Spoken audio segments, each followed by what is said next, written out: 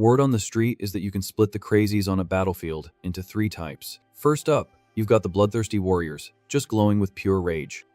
Right after them come the insane knights who are all about destruction. Speaking of which, 2 soldiers on horseback have just stumbled upon a strange figure in the middle of a dark forest. Casually reading a scroll, the mysterious hooded man doesn't even notice they're there. Totally confused by the situation, one of the guards asks what the heck the guy is muttering about. But already out of patience, the other soldier just yells at the guy to get out of the way. Shooting them a threatening glare, the mysterious man doesn't back down one bit. Pulling out his crossbow to shoot, the guard gets seriously ticked off and cusses the guy out.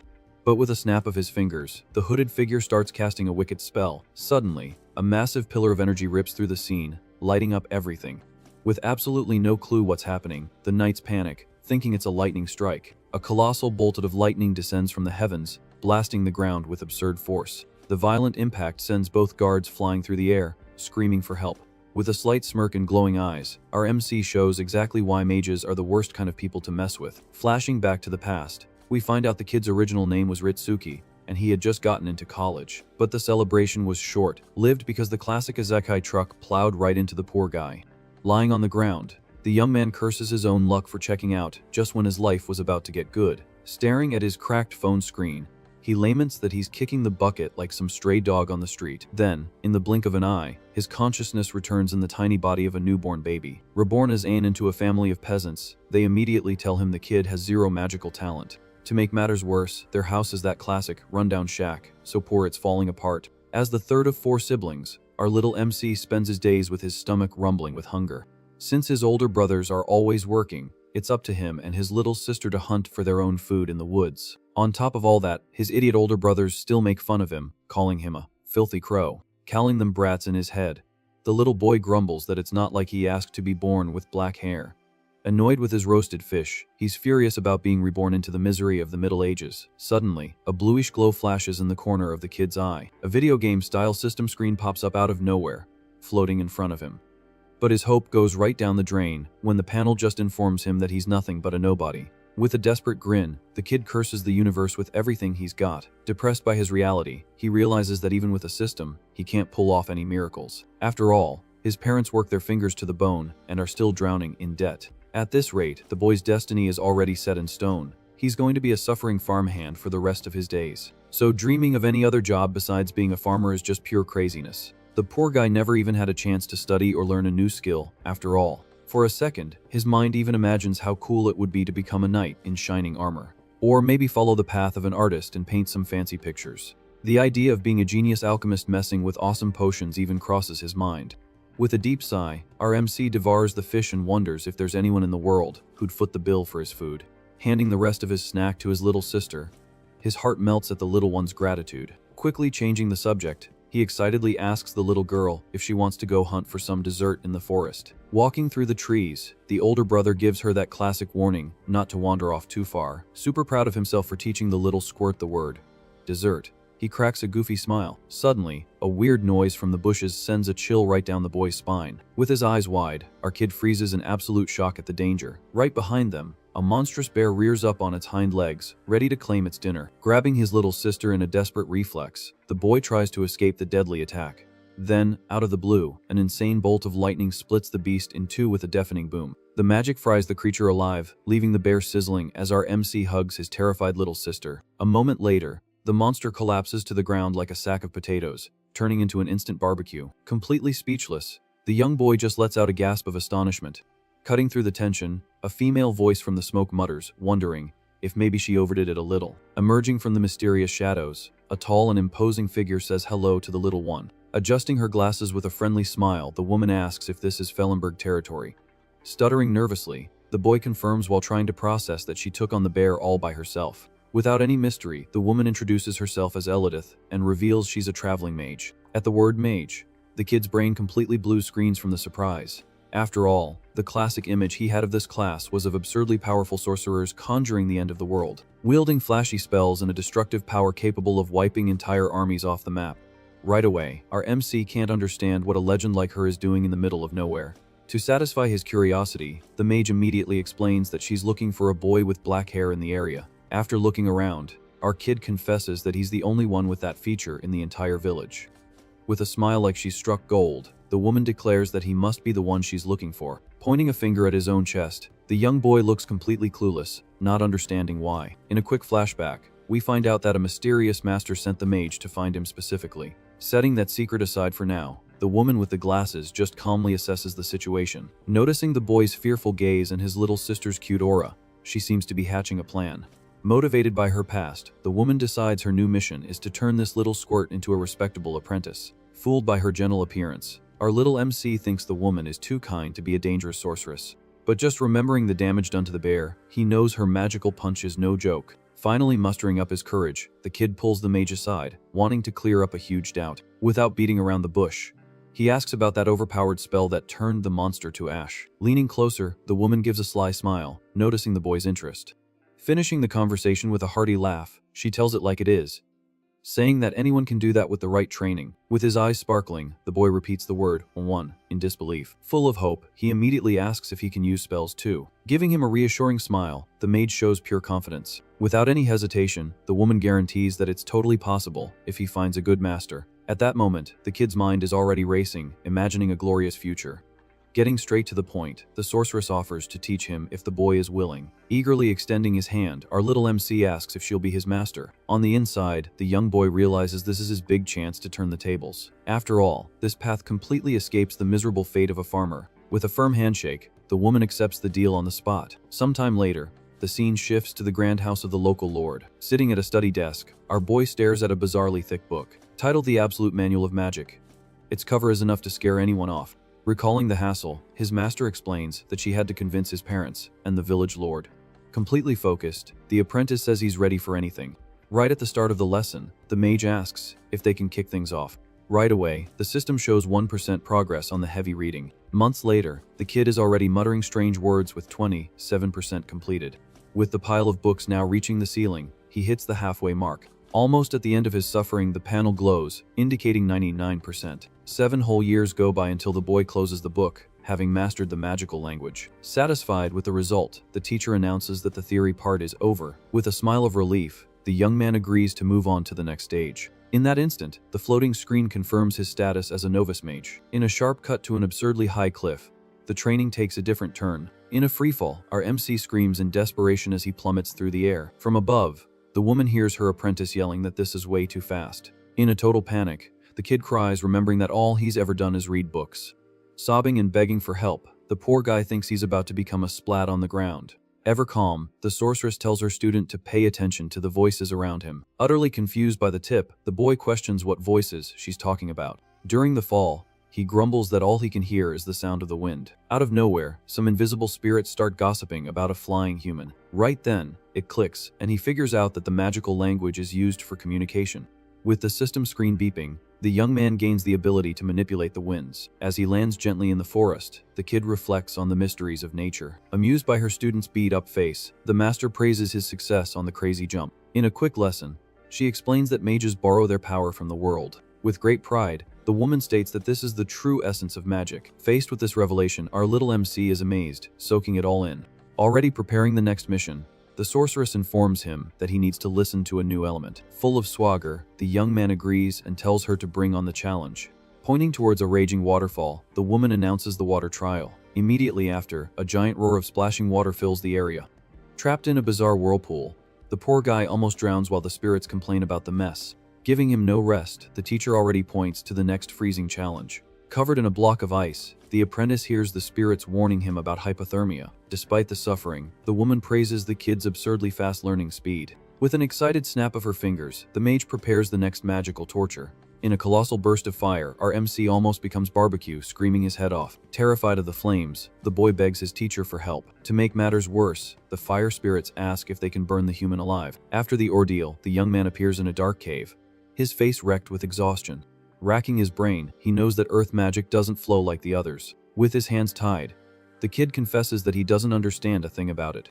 Frustration quickly sets in, and the boy thinks he just doesn't have a talent for stone magic. Suddenly, the blue screen flashes, notifying him about some leftover skill points. Glued to the luminous panel, the apprentice finally notices the system's skills tab. With a sly grin, he realizes he's become a broken player in this world. Eyeing his level 1 attributes, the brilliant idea to level up his earth skill pops into his head.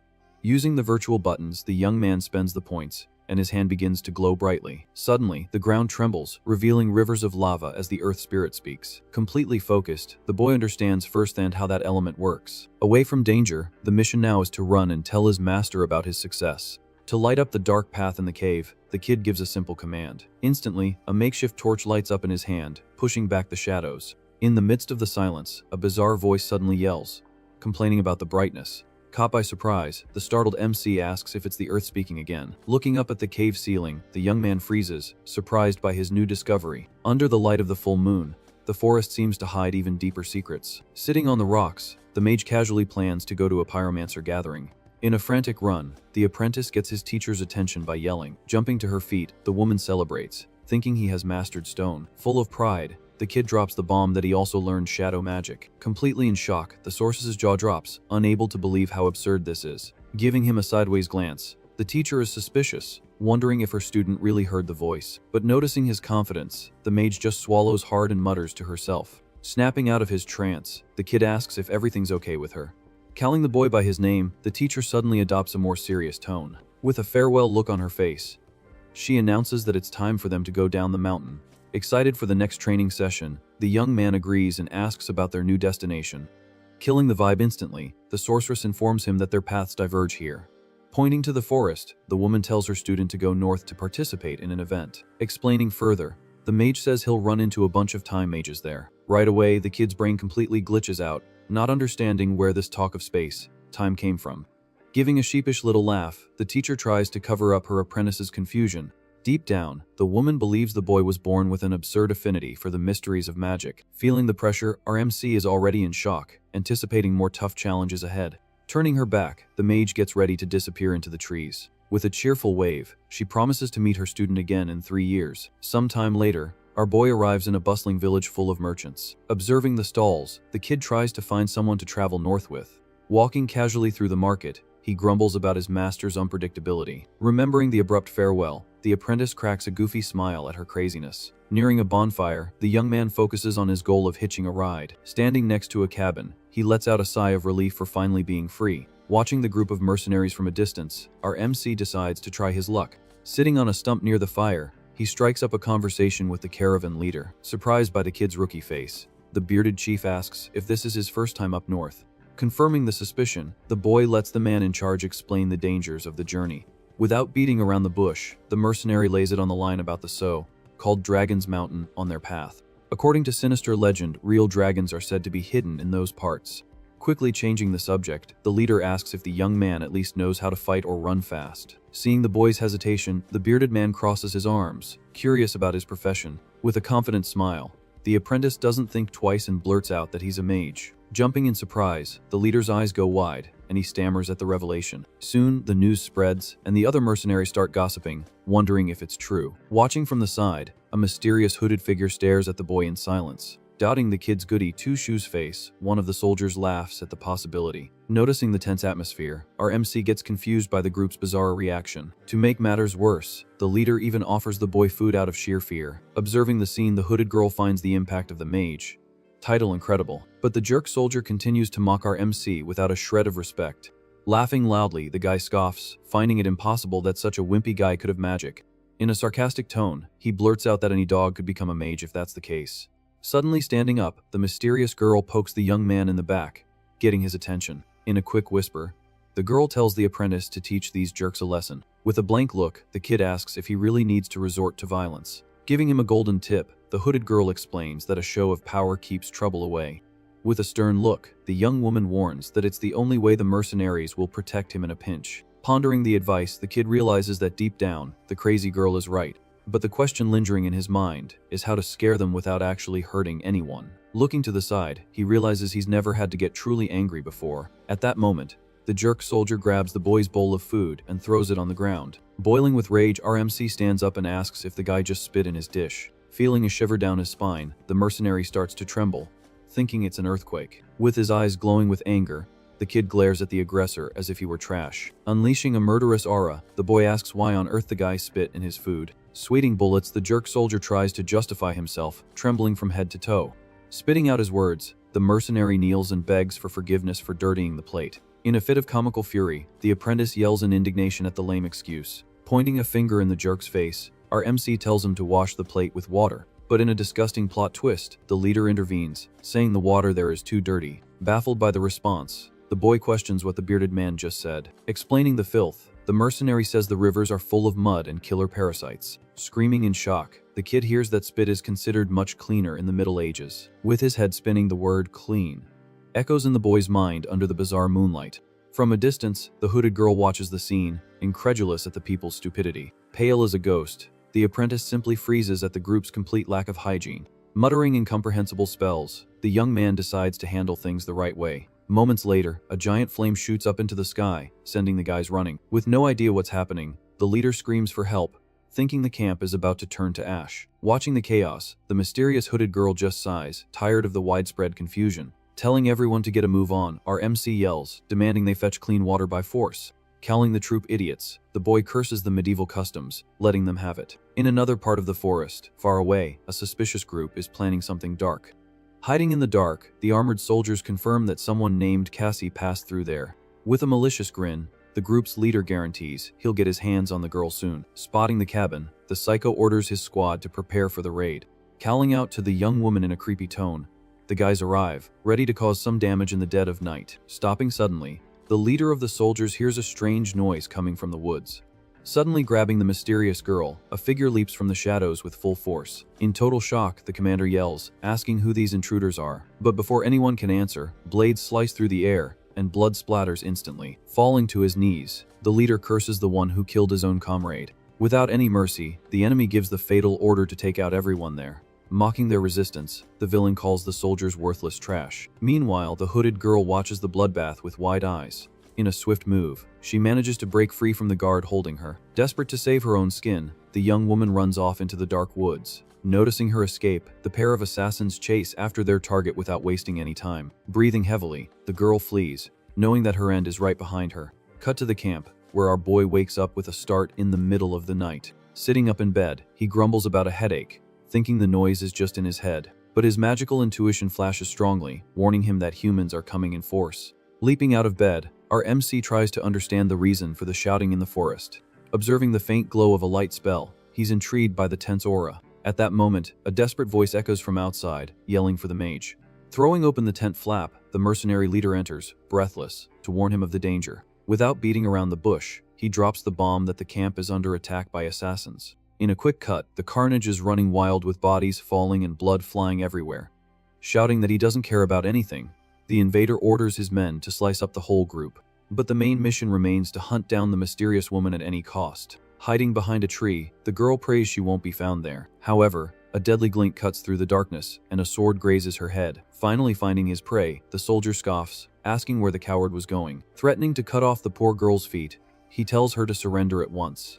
With her eyes welling up, the hooded girl feels like this is the end of the line. As the blade rises for the final blow, the unexpected happens in the middle of the woods. Out of the blue, an insane whirlwind sweeps away the mercenaries with colossal force. The strong magical wind defends the girl, pushing the thugs far away. Making a stylish entrance, our MC tells the young woman to stay close to him for protection. With an ironic smirk, the soldier gets up and tells his partners that the so-called mage has arrived. Adjusting his cloak, the boy takes a deep breath and announces he's ready for the show. In a quick whisper, he mentally commands the activation of his magic. With a snap of his fingers, a sinister smoke begins to envelop the apprentice's body. Startled by the dark aura, the henchman wonders what kind of sorcery this is. Instantly, darkness takes over, extinguishing all the torches in the area in a second. Lost in the blackness, the assassins bump into each other, completely blind.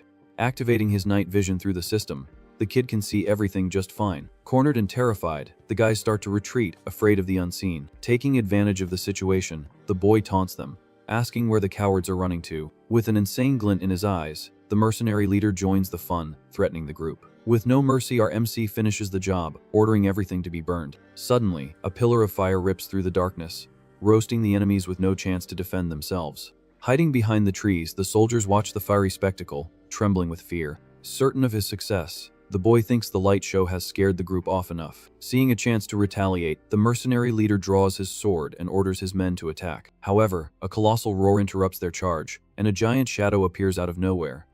Pale as a ghost, the kid can't believe what he's seeing materializing in front of him. Revealing its true face, the mythical dragon roars with a chilling fury. With a powerful swipe of its paw, the creature crushes the leader of the assassins like a cockroach. Gushing blood everywhere, the beast shows it's not there to play games. Hiding behind the boy, the survivors cry out for the mage's protection. Sweating bullets, our MC knows the situation has now spun completely out of control. Facing the blue-scaled beast, he knows one false move means becoming dinner. Suddenly, the system panel appears on the screen with a flashy alert. Warning of an encounter with a primordial mystery, the message announces the unlocking of the summoning ability. Checking the info on the new skill, a brilliant and desperate idea comes to him. Running a hand through his hair, the kid connects the dots and discovers that the dragon is also made of magic. Recalling the struggles of his past training, the boy draws a parallel with the voices of the elements. Clenching his fist tightly, he decides to test his new ability in this crazy situation. Facing the ferocious beast, the apprentice invokes its power, uttering the word, Drake. Frightened by the boy's audacity, the background characters tremble, praying the plan doesn't fail. But instead of calming down, the monster roars even louder, spitting saliva in everyone's faces. Maintaining his composure, our MC tries not to freak out, remembering that magic has never let him down. Concentrating his maximum power, a blue aura glows around the kid, illuminating the forest. Pounding his chest with confidence, the young man introduces himself to the gigantic creature.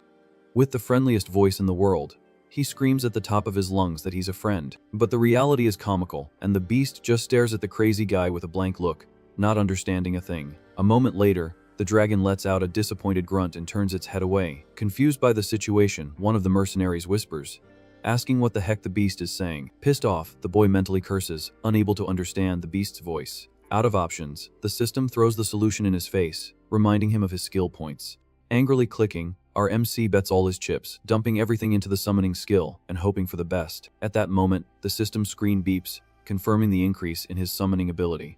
With wide eyes, the kid finally hears the creature's voice resonating in his mind. Trying his luck again, he addresses the beast, calling it MS Drake, with the utmost respect. Fed up with the delay, the beast tells the human to just say what he wants and cut the crap. Surprised by the rudeness but relieved he can understand, our MC smiles, thinking the skill is awesome.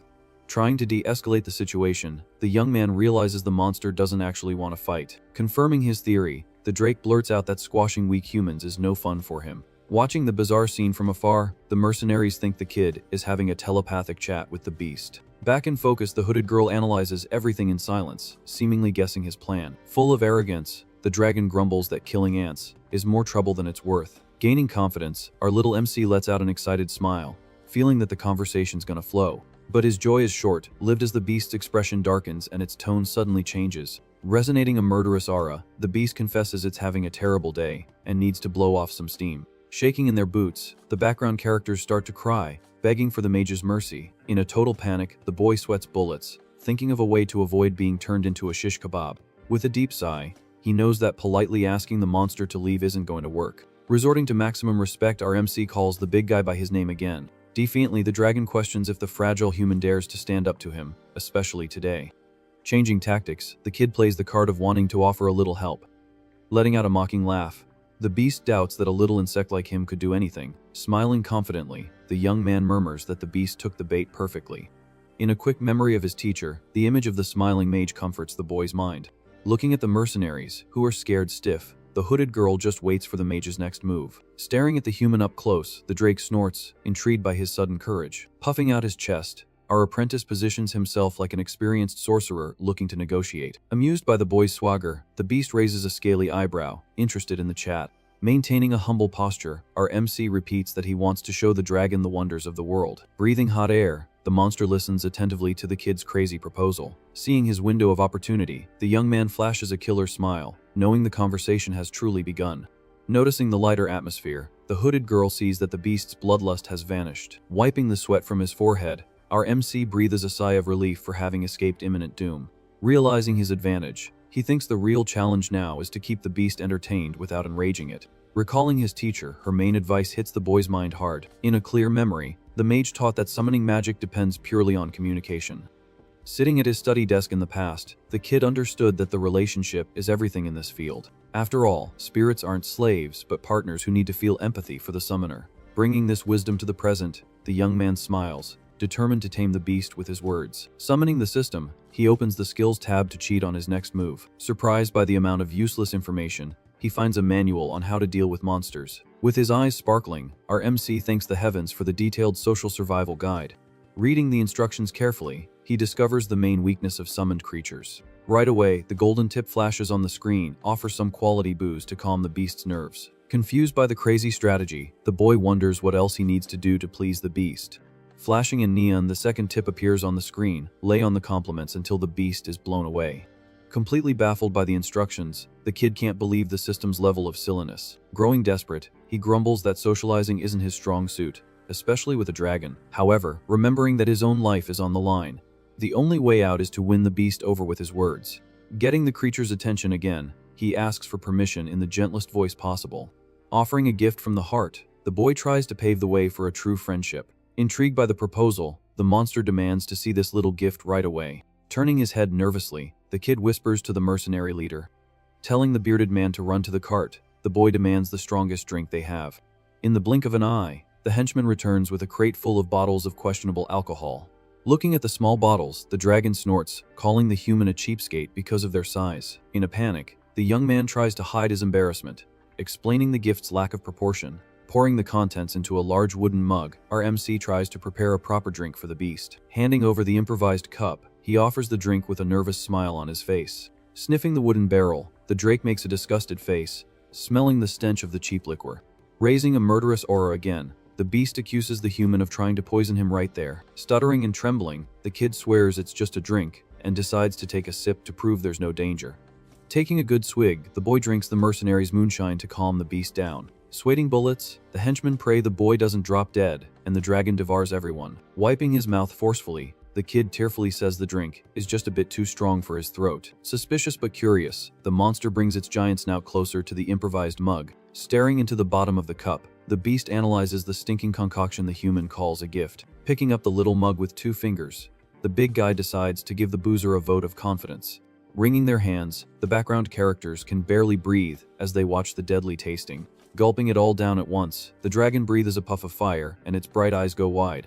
Wiping away his nervous tears, the kid asks if the liquor pleased the beast's fancy palate. With its pupils dilated, the beast murmurs that the taste isn't all that, but the effect is addictive. Seeing his golden opportunity, our MC immediately serves another round, saying the second one is even better. Drooling with desire, the monster accepts the offer, growling with happiness as the alcohol hits. Sighing in relief, the boy wipes his forehead and starts playing bartender for the drunk dragon. After about 7 intense rounds of drinking, empty barrels fly across the scene, while the beast is still standing. Holding back a laugh, the kid realizes he's found a real pro drinker and praises the beast's tolerance, mug in hand. Holding the mug with a trembling hand, our MC remembers the original plan was to escape while the beast was asleep.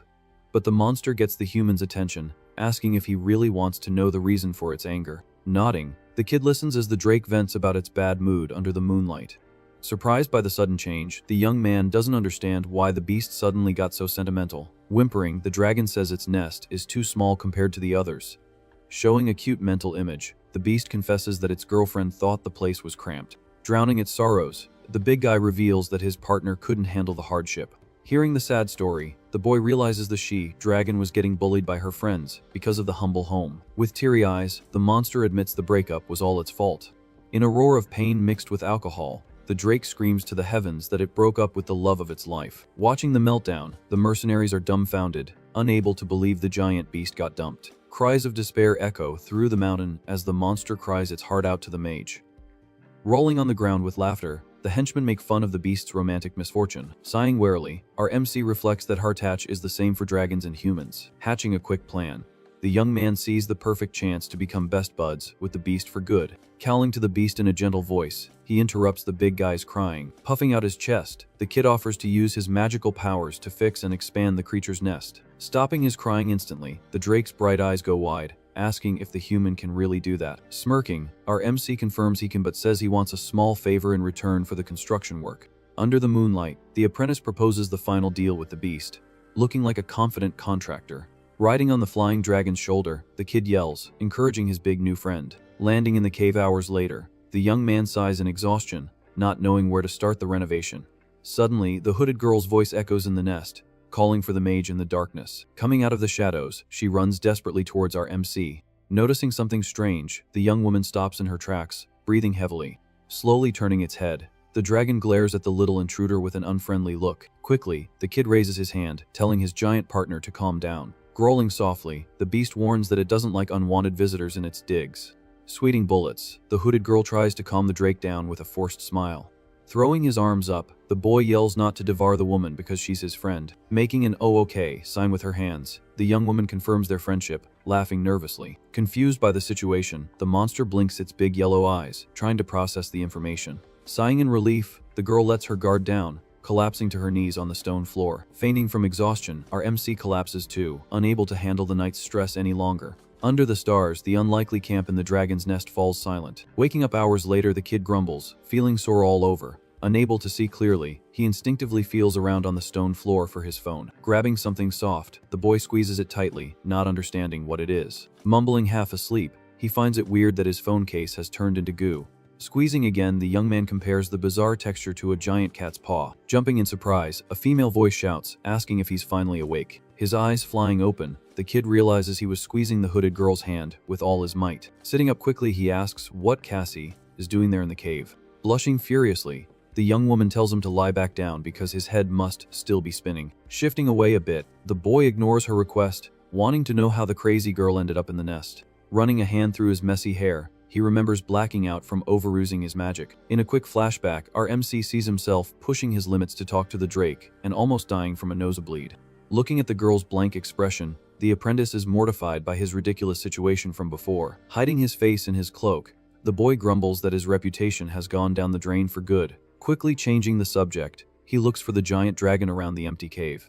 Crossing his arms, the kid deduces that his slobbering partner went after his girlfriend after they fixed up the nest. Apologizing for the mess, the hooded girl tries to fix the awkward mood between them. Suspicious, the young man asks how she managed to get past the Drake to enter without becoming a snack. Shrugging, the young woman says she used the magical language to tell it she was his friend. Shocked by the revelation, our MC is amazed that she has mastered the ancient language of mages. In a confessional tone, the girl reveals she followed the kid, knowing the danger he was in. Swallowing hard, the young woman gets the apprentice's attention for an urgent favor. Lowering her head, she admits her guilt for the surprise attack at the camp the previous night. Completely frozen, the boy hears that the killer mercenaries were after her the whole time. Crying with guilt, the young woman apologizes for dragging the poor guy into that lethal mess. Feeling the weight of the revelation, our MC scratches his head, realizing why the place's aura felt so heavy. Remembering her fear during the escape, he finally understands the reason for her desperation. Clearing his throat, the kid asks the young woman to explain the whole mess at once. In a mocking tone, the young man asks if she happened to be involved with those tough guy bandits. With wide eyes, the girl denies it instantly, but the smart Alec insists, teasing her. Taking a deep breath, she decides to come clean, warning that the secret is jaw-dropping. Throwing imaginary confetti, the kid doubts she's some fairy tale princess who ran away from the castle.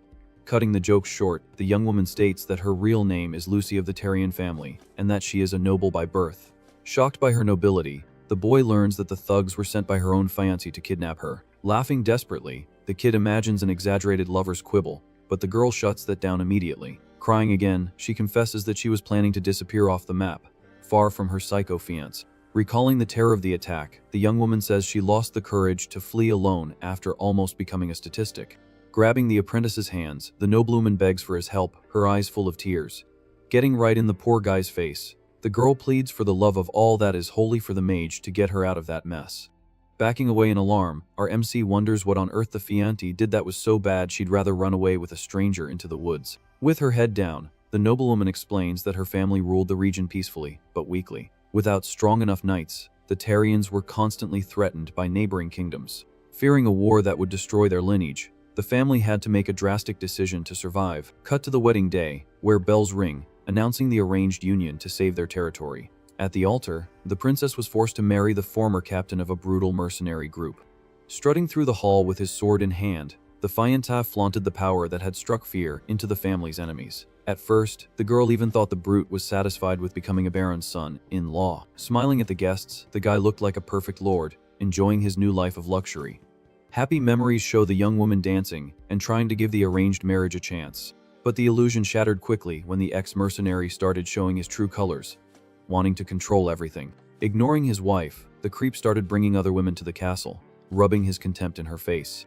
Seeing their daughter suffer, the barony's parents demanded an end to the engagement and the scoundrel's expulsion. Furious at the idea of losing his cushy gig, the psycho fiancé planned a silent revenge. Breaking down in tears, the young woman screams that the monster poisoned her own parents without mercy. Shocked by the cruelty, the apprentice's eyes widen, unable to believe the level of human evil. Trembling with rage, she says the scumbag's plan was to off his in-laws if the engagement went down the drain. Turning his face away, the boy grumbles in disgust at the so-called captain's cowardice. In a distorted image, the mercenary's sadistic face reflects in his wine glass, proving his madness.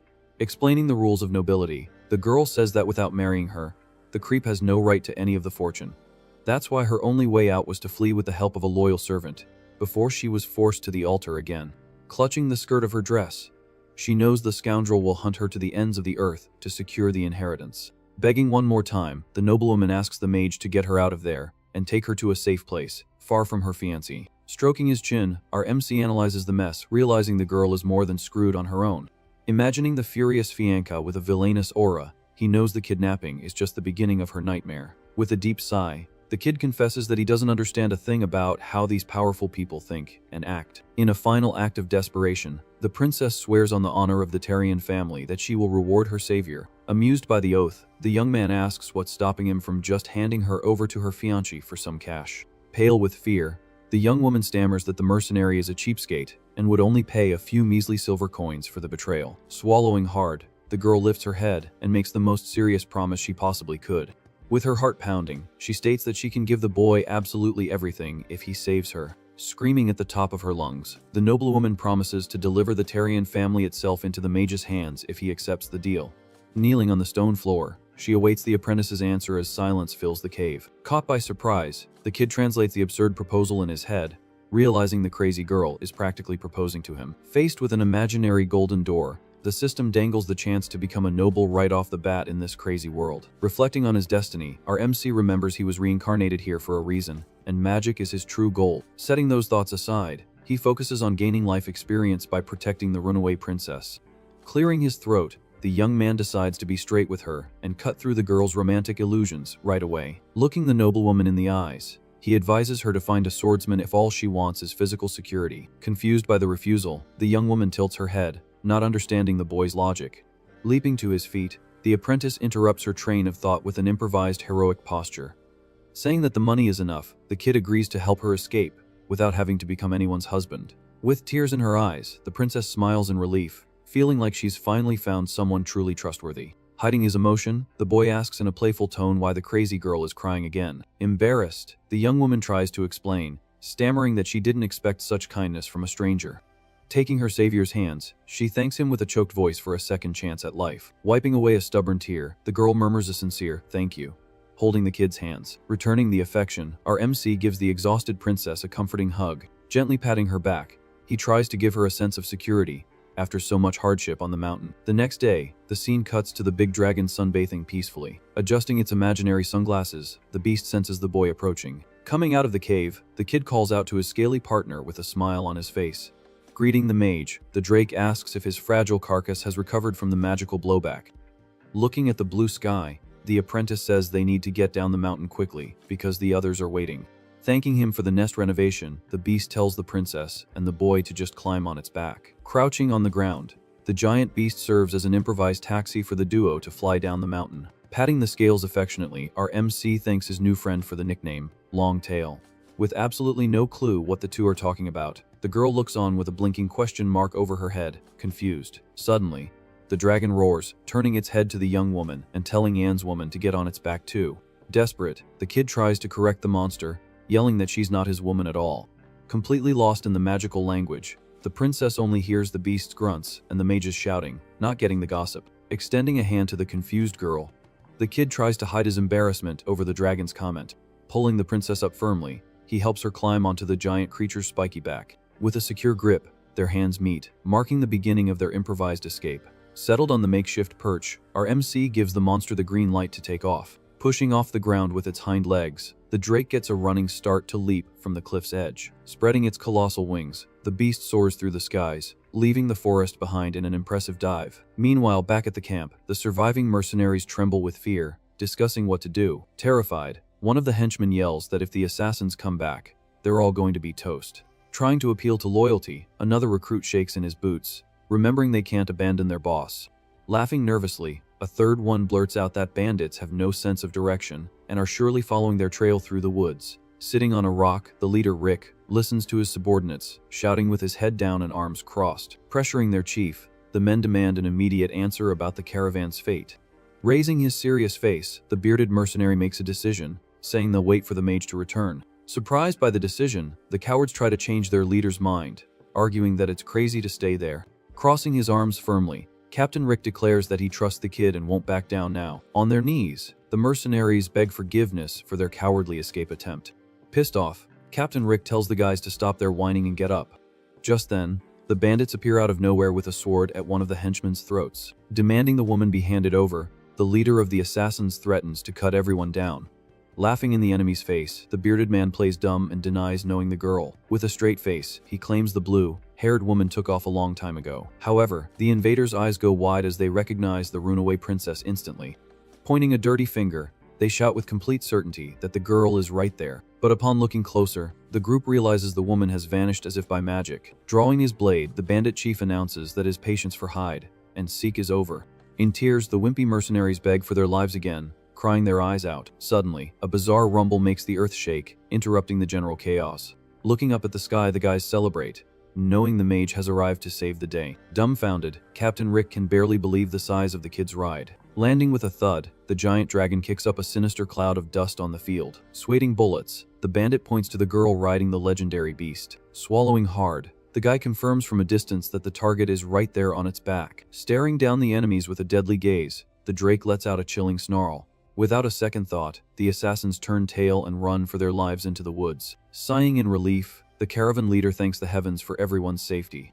Commenting on the danger, the bearded man finds it crazy that the bandits were hunting the girl, even knowing about the mage. Soon, suspicion for their persistence falls on the fanatical crazies from the Church of the Celestial God. Paying attention to the gossip, the kid tries to piece the puzzle together. Recalling his past, he remembers he hasn't heard that religious name in a long time. According to legend, this religion condemns slavery and mercilessly hunts down human traffickers. With a grim expression, the young man figures out that the girl's fiancé must have a lot of money to fund this insane pursuit. Noticing the tension in the conversation, the princess lowers her head, afraid of screwing things up for her savior. Determined not to go easy, our MC turns his back on the problem and continues with his own plan. Calling Long Tail aside, the apprentice asks his scaly partner for a special little favor. Without beating around the bush, the boy tells the beast to scare off or take out any suspicious human who steps into the area. With a macabre grin, the dragon agrees to its friend's request on the spot. Beating its wings, the big guy soars into the sky to begin the bloody hunt. Watching the beast fly, the boy reflects on having ordered someone's demise so easily. With a deep sigh, he knows he needs to adapt quickly to the brutal rules of this medieval world. Then, the headache comes back strong due to his overuse of the magical summoning language.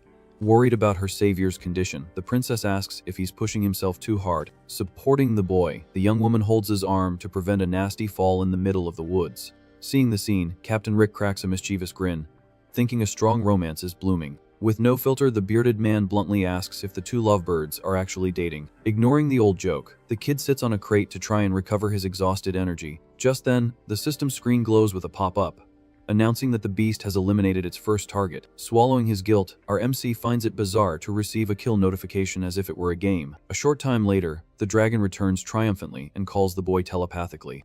Breathing victorious smoke, the beast guarantees it has swept all human intruders from the region without a trace. With a faint smile, the young man thanks it for the help, praising his partner's clean and quick work. Reaching the edge of the forest, the duo prepares to continue their journey on foot towards the big city.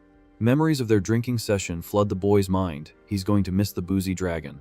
Giving the scales one last pat, the apprentice thanks it for all the help along the way. Surprising the human, the creature turns its head and pulls out a shiny item from nowhere. Floating in the air, a mysterious blue feather radiates a completely absurd magical aura. Cut to a panoramic view of Riverville, the giant port city shining under the sunlight. Walking through the busy streets, the kid examines the so-called phoenix feather he received as a farewell gift. According to Long Tail's gossip, this legendary bird usually lives hidden in the ice mountains of the north. Capable of rising from the ashes, the fire phoenix is known for being one of the baddest creatures in existence. Besides flames, legend says the beast can also change into ice or wind forms. With a surreal adaptation to the elements, this creature becomes the dream prize for any summoner. Eager for the future, the boy already plans to try summoning the phoenix when he has the chance and the necessary power. Cutting through his thoughts, the caravan leader calls out to the mage, running down the stone street. Grinning from ear to ear, the bearded man invites the young man to meet the powerful local lord. Analyzing the irresistible invitation, our MC realizes the princess needs to stay hidden, far from the suits. Playing the gentleman, one of the henchmen offers to take the fragile girl for a walk to see the area. Shaking in her boots, the noblewoman grabs her savior's arm, terrified of being left alone with the strangers. Pulling the young woman closer, the kid announces that they're both going to rest at an inn before doing anything else. With their jaws on the floor, the mercenaries find his refusal completely absurd. Maintaining a firm stance, the young man tightens his grip, making it clear to everyone that he's the one in charge there. Using the classic excuse of extreme fatigue, he announces that they're both hitting the hay soon. Commanding the situation with a knowing look, Captain Rick flashes that mischievous grin again. Laughing loudly, the bearded man wishes the area's newest couple all the best, not caring about the excuse. Leaving the gossiping caravan behind, the duo walks alone through the streets of the giant city. Letting go of the young woman's arm, the boy says that pretending to date saves a lot of headaches with jerks. Genuinely curious, the princess questions why such a powerful mage treats mere commoners with so much respect. Shrugging, the kid confesses he's just copying the humble and patient manner of his former master. Paying attention to his answer, the noblewoman finds the simple and practical ways of her super-powered savior fascinating. Changing the subject and getting straight to the point, the apprentice asks what the princess's big plan is now that they've arrived safely. Without beating around the bush, the girl reveals she's going to find her uncle, who is a count in the region, and will surely help sort out this mess. Calmly, the hooded girl comments that her family and her uncle didn't have that bad of a relationship. Right away, our MC finds this lack of certainty a very bad sign for their plan. Straight to the point, the boy asks if there's anyone more trustworthy than this so-called relative, and she immediately gets offended, defending her uncle tooth and nail. A bit suspicious, the apprentice thinks that if the young woman has so much faith in the guy, he must be a decent person. But soon the princess lowers her head, confessing that her uncle is the only option, since any other noble would just want to marry her. As a joke, the crazy girl blurts out that she'd even accept a marriage proposal from our strong mage, leaving the boy with a blank look. To kill the mood, the young man reminds her that their contract ends as soon as they find the count. Full of swagger, our little MC turns his back and bluntly says there are thousands of other women in the world besides her. Overcome with indignation, the noblewoman jumps back at the kid's cold response. Pissed off at her savior, the girl runs after him, asking where they're going, and he just points to the inn. Once inside the establishment, the atmosphere changes with the place's warm reception.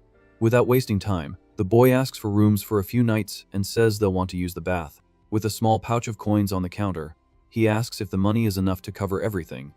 With his eyes gleaming with greed, the receptionist guarantees the money is more than enough and goes to prepare their quarters. Soon, the man points to the disguised noblewoman, asking if the young lady will also want to take a shower. Red with embarrassment, the princess refuses the bath on the spot, waving her arms frantically. Confused by her refusal, the kid asks if she thinks the inn's water is also full of parasites. Clutching her cloak, the noblewoman grumbles that she doesn't want to have to explain the reason out loud.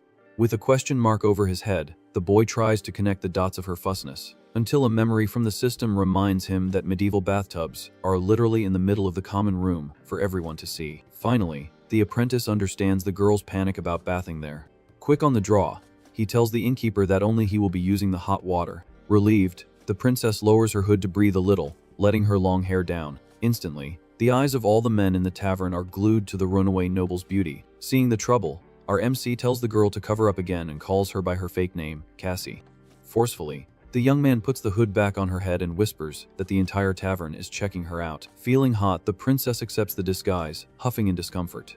Sitting at a table in the corner, a group of suspicious-looking guys doesn't take their eyes off the duo. Outside the tavern, gossip is already spreading like wildfire about the mysterious woman. Hypnotized, the guys comment that they've never seen an angel like that in their entire lives. With a sadistic smile, one of the thugs notes that the young woman is only accompanied by a scrawny kid. Full of bad intentions, the guys agree to drag the princess to a dark corner and have some fun. Having made up their minds, the group agrees they have to kidnap the girl today before the pair leaves. In a quick cut, the scene shifts to the fancy castle of the city's lord.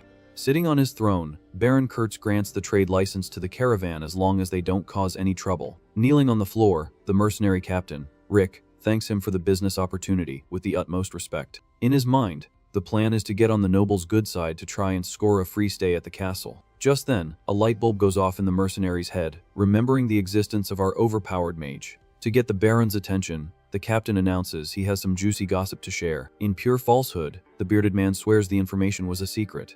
but his loyalty spoke louder. Satisfied, the Baron likes the flattery and tells the mercenary to spit it out already. Full of theatrics, Rick tells him that the caravan ran into a badass sorcerer in the middle of their journey. With exaggerated gestures, the captain narrates how the mage tamed a giant dragon and saved everyone's skin. In a quick warning, the mercenary tells the Baron to hold his horses because the best part is yet to come. To sell our MC's story, the bearded man reveals that the legendary mage is staying at a tavern in his very own city. Completely in shock, the Baron's eyes go wide, and he stammers at the news of the sorcerer's presence. In a panic, the noble imagines the damage if the so-called mage loses his temper in his city. In the suit's mind, the summoned dragon already appears, turning the entire city into a sea of flames. Terrified, the Baron mutters that the disaster could be 1,000 times worse than a fire. After all, his territory is already housing a bunch of fanatical crazies called the Knights of Santiago. From what he's heard, these warrior monks are blind devotees who have traded peace for swords. As monster hunters, they see themselves as the great protectors of humanity, at any cost. Gripped by fear, the noble wonders what would happen if the Holy Order stumbled upon the summoned beast. All it would take is for our kid to cross paths with the paladins in the middle of the street. And just like that, the clash of titans would destroy the entire barony in an unprecedented magical war. Desperate from his own imagination, the Baron screams for the guards at the top of his lungs. Right in the hall, the soldier salutes, awaiting his boss's orders. The Lord points towards the mercenary and orders a fancy room prepared for Rick, who celebrates the success of his plan. In a terrible decision, the noble orders the knights to be summoned at once, thinking it's easier to deal with them than the mage. Facing the window, the Baron swears he will bring the boy to the castle before chaos takes over the city. Back at the bustling tavern, our duo is still waiting for their food to arrive at the table. Tired of waiting, the boy calls over the waitress, who apologizes for the absurd delay. With an aching back, the woman grumbles that she hasn't even had time to fill the bathtub yet. Kind as always, our MC gets up and says he'll prepare his own bath to speed things up. In a quick warning, the young man tells the princess to go up to her room on the second floor as soon as she finishes eating. In total silence, the noblewoman is left alone at the table, completely vulnerable. Hiding in the shadows, one of the thugs cracks a bizarre smile, seeing the perfect chance to strike. As she goes up to her room, the girl tries to pass unnoticed through the crowded hall. Suddenly, a suspicious hand grabs the princess's arm, getting her attention. Startled, the young woman turns around and faces the thug, who asks if she's the friend of the black-haired boy. In shock, the noblewoman frowns, demanding to know who the meddling psycho is. With a hand on his chest, the jerk lies through his teeth, saying he's just an errand boy hired by the mage. Under the light of a fake coin, the scoundrel swears he was paid to take the lady straight to the city docks. With a tragic story, the villain blurts out that the boy was attacked during his bath in the backyard and needs help urgently. Blinded by desperation, the princess runs outside, thinking her fiancé's assassins have caught up to them, but ends up walking right into an ambush in a dark alley. Hurriedly, the fake messenger tells the princess to go with him without wasting time. The two of them immediately take off down the dirt road in a huge rush. Suddenly, the girl stops in her tracks, realizing the story is very strange. Meanwhile, our MC is chilling, tending to the fire in his bath. Without any pity, the thug throws a sack over the noble's head to kidnap the poor girl by force. Alerted by her desperate scream, the boy realizes something has gone wrong. Recognizing the princess's voice, he knows the trouble is serious. In a dirty trick, the henchman tries to hit the apprentice from behind with a piece of wood. With absurd reflexes, the kid dodges the mortal blow without breaking a sweat. After stumbling, the villain falls flat on his face, completely embarrassing himself. With a fixed gaze on the human trash, the young man deduces this guy is just some random pawn. Far away, the rest of the gang flees, carrying the young woman on their shoulders. In a quick move, he grabs the extra by the collar and tells him he's not going anywhere. With a lazy sigh, the boy grumbles about the boring work he has to do now. In a dirty trick, the thug activates a light magic to blind the mage and buy some time. Confused, the kidnapper barely understands what's happening around him. Unleashing a wicked blue aura, our MC decides to use his primordial powers in this little game. Full of confidence, the kid scoffs at the enemy's weak light and announces that the fun is about to begin. At that moment, the sinister voice of darkness echoes in the apprentice's mind, asking to play along. Ready for war, the boy raises his hand and conjures the dark magic with conviction. Completely blind, the henchman panics in the absolute darkness. Full of terror, the coward wonders how day turned to night in the blink of an eye. With a villainous posture, our boy announces that only he can see inside that spell. Screaming for help, the human trash runs desperately through the dark streets. Calmly, the kid follows his prey, knowing the guy will lead him straight to the hideout. Lacking patience, our MC whooks the thug to stop his escape. Asserting his authority, the young man demands to know where they took the hooded girl. Surprised to still be alive, the villain realizes the blow barely hurt. Annoyed by his audacity, the apprentice lays into the guy's head, telling him to answer quickly. With the henchman on the ground, Our little MC straightens his posture, waiting for an answer. Out of nowhere, a gruff voice tells the boy to stop the interrogation at once. With a snap of fingers, the shadow magic vanishes, and the kid faces the newcomers with an unfriendly look. Led by a bearded old man, the famous Knights of Santiago finally make their appearance in the story. Fearlessly, our MC raises his hand and admits he was the one who conjured all the darkness. Faced with the warrior monk's murderous aura, the boy realizes things just got serious. In that opening, the henchman crawls on the ground, crying and begging the paladins for help. With a straight face, the human trash accuses the mage of attacking him for no reason. In a pathetic act, the coward cowers by the old man's leg, pretending to be the victim. With a slight smirk, the leader of the knights seems to be analyzing the whole scene. With the utmost calm, the old man agrees that mages often pull these kinds of stunts. Utterly speechless, our apprentice freezes, not believing the baseless accusation. With a furrowed brow, the young man questions what the old man means by that insult. Prejudiced, the paladin blurts out that sorcerers think they're gods and do whatever they please. Firming his stance, the leader states that the magical race doesn't respect any rules. At that, one of the order's soldiers loses it with the boy's arrogance. With furious shouts, the knight demands respect for their holy order. Full of rage, the kid grips his staff tightly, holding back the urge to strike. Pissed off, the boy mentally curses the absurdity of being called the villain after being attacked. Taking a deep breath, he remembers that picking a fight with the entire church isn't a good idea right now. Calmer now, the apprentice scolds himself for almost losing his cool in the middle of the street. Enjoying the situation, the bearded old man lets out a loud laugh, breaking the tense atmosphere. In a sincere compliment, the leader says that having a sharp tongue is the trademark of a strong mage. With his focus on the henchman, the paladin walks towards the crying liar. Focusing on his words, our MC figures out that these guys hate magic they consider evil. In a preachy tone, the old man explains that using darkness is turning your back on the divine light of the sun. With his arms crossed, the leader states that hiding in the shadows is the act of a coward. In a flash, the kid deduces that these psychos are fanatics from the celestial church. Tired of the nonsense, the young man rolls his eyes at so many useless religious metaphors. Out of patience, the apprentice clears his throat and cuts the old man's speech short. Giving a logic lesson, the boy questions if the night wasn't created by the same divine will as the day. With a loud voice, our MC throws it in his face that shadows only exist because of the sun's light. Caught off guard by the argument, the paladin swallows hard, sweating bullets. In the background, the other soldiers start to agree with the kid's unexpected wisdom. At that exact moment, the young man excuses himself, saying he needs to rescue his kidnapped sister. Completely lost, the old man asks about this kidnapping of his relative. Pointing a finger at the henchman's face, the apprentice confirms that this piece of trash attacked him first. Faced with the paladin's death glare, the thug realizes he's busted. Without wasting time, the leader orders a subordinate to tie up the liar right there. With a quick bow, the old man offers a sincere apology for making the mage waste his time. To try and make up for the mistake, the old man offers the help of the entire knightly order to find the girl. Meanwhile, at the docks, the sun is already setting, painting the sky orange and heralding the night. In a race against time, our MC and the knights arrive at the port to look for clues. Near the water, they confirm that the wooden deck is the exact spot of the escape. Filled with hatred, the paladins curse the cowards who have already taken off by boat. With his eyes fixed on the horizon, the boy clenches his fists, knowing the nighttime hunt will be intense. Surprised, our MC looks back, feeling the atmosphere suddenly grow heavy. Clenching his fists, the kid prepares for whatever comes next in this mess.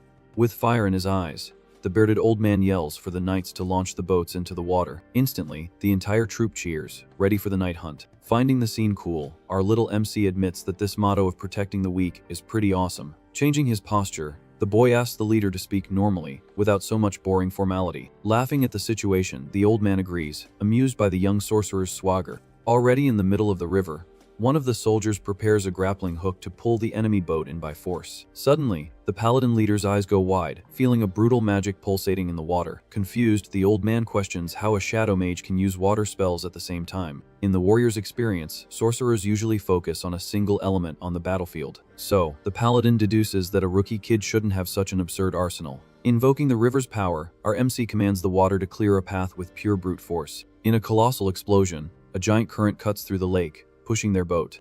In total shock, the entire order can barely believe the level of cheapness of that spell. Propelled by the water, the small boat picks up insane speed, sweeping across the river. Desperate, the kidnappers almost fall into the water from the violent jolt. In the blink of an eye, the troop catches up to the bandits' boat under the setting sun. Without wasting time, the boy jumps onto dry land, telling everyone to move quickly. In tears, the runaway princess throws herself into her savior's arms, sobbing heavily. Suspicious, the bearded old man asks what on earth the kid did to make the girl cry so much. Feeling sorry for the poor girl, the apprentice pats her on the back, trying to calm her panic. Returning the hug, he comforts the noblewoman, assuring her that the nightmare is over. Sighing in relief, the young man mentally thanks his lucky stars for arriving in time to prevent the worst.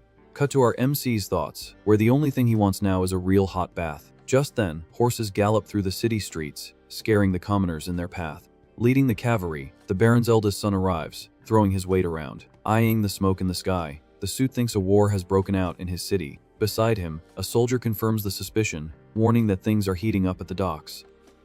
Annoyed with the mission, the rich kid grumbles that he doesn't have the patience to deal with messes in the street. Back at the tavern, the old paladin insists on washing the mage's back as a thank you. Pissed off, our MC yells that he knows how to take a bath by himself in the middle of the yard. Suddenly, the Baron's hair bursts in, surrounded by guards armed to the teeth. Faced with the naked boy in the bathtub, the suit looks completely blank, not understanding the scene.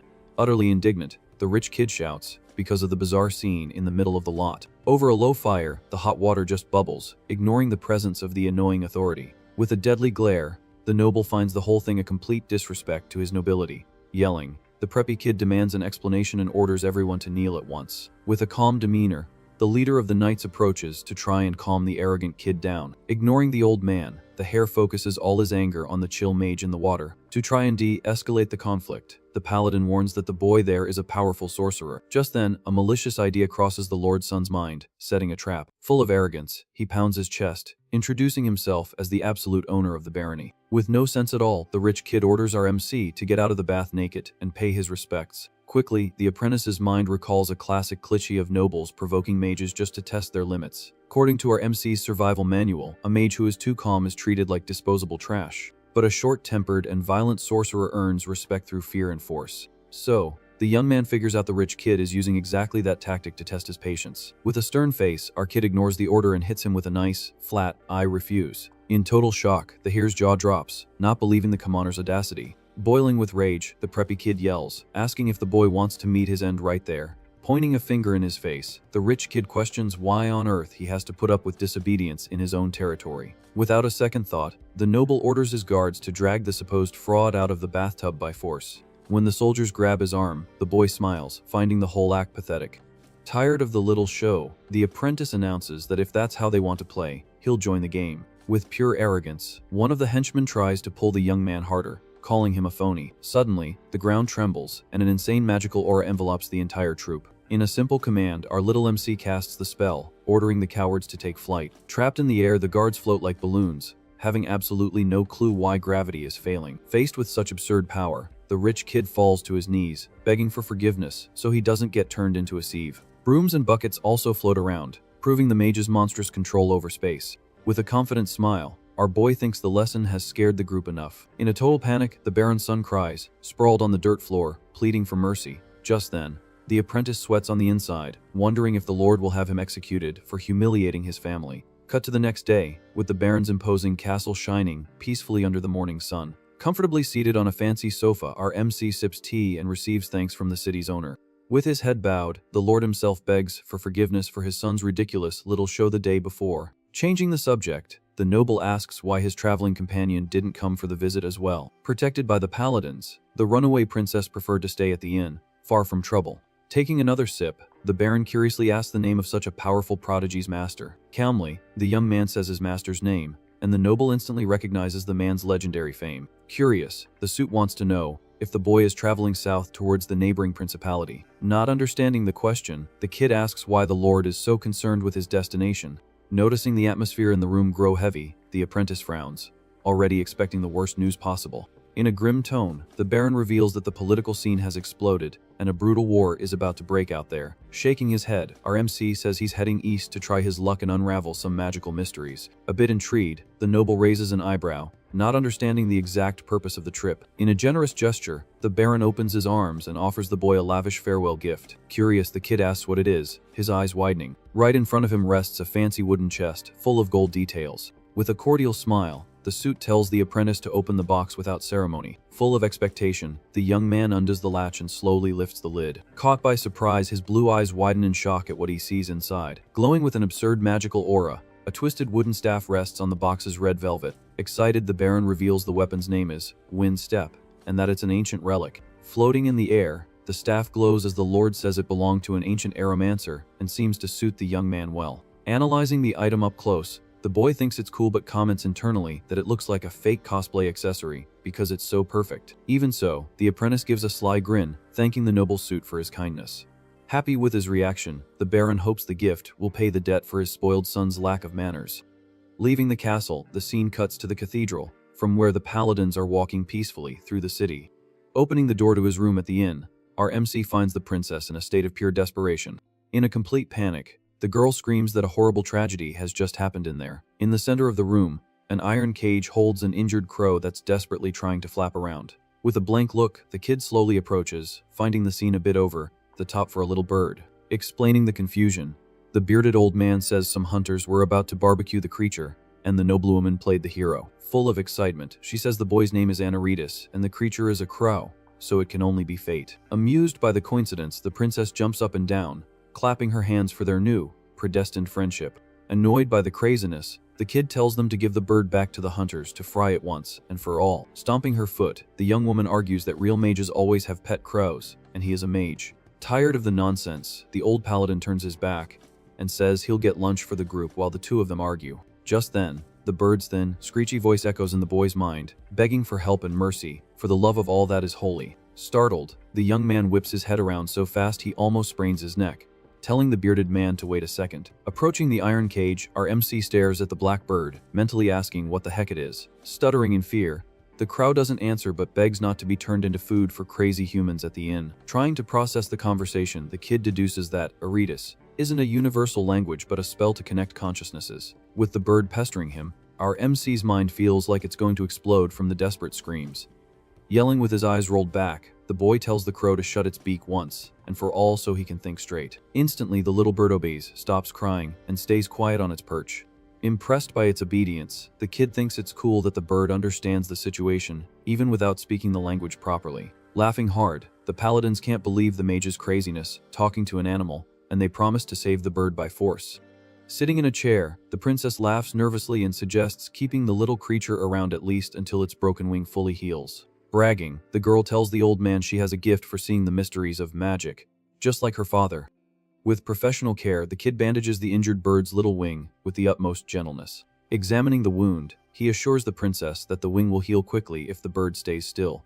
Crossing her arms, the noblewoman asks what they're going to do with the creature after it recovers its strength. A bit awkwardly, the boy shrugs, saying that if they release the bird in the big city, it'll become dinner fast. Hearing its cruel future, the little bird trembles, scattering its black feathers in a panic. Crying telepathically, the little creature begs the kid not to throw it back onto the street full of psychos. Pleading on imaginary knees, the bird swears loyalty if it's spared from the frying pan. With a deep sigh, our little MC's heart softens, but he grumbles that this whole mess is going to be a major headache. All excited, the princess cracks a huge smile, asking if the annoying creature is going to travel with them now. Full of joy, she clasped her hands, suggesting they give their new mascot a cool name. Without much thought, our MC tries some lame options like Obsidian, because of the creature's dark color.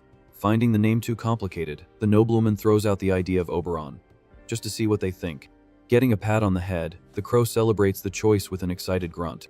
Suddenly, the bird's tone changes, telling the humans to pay their respects to the great Oberon. Rolling his eyes, the boy just ignores the ego of the creature that just escaped the pot. Changing the subject, the noblewoman suggests they travel with the bearded old man's cavalry for safety. In an imaginary scene, she shows the beefy warriors protecting them from any no-good bandits on the road. Agreeing with the idea, the kid thinks about how much of a headache this would save him from robbers on the road. Bluntly, the apprentice calls over the paladin leader, asking where the troop is marching after all the chaos. Getting straight to the point, the young man says he wants to strike a protection deal, since traveling east with just the two of them is a sure-fire mess. Interested in the proposal, the leader sits in a chair at the table, asking for the details of the deal.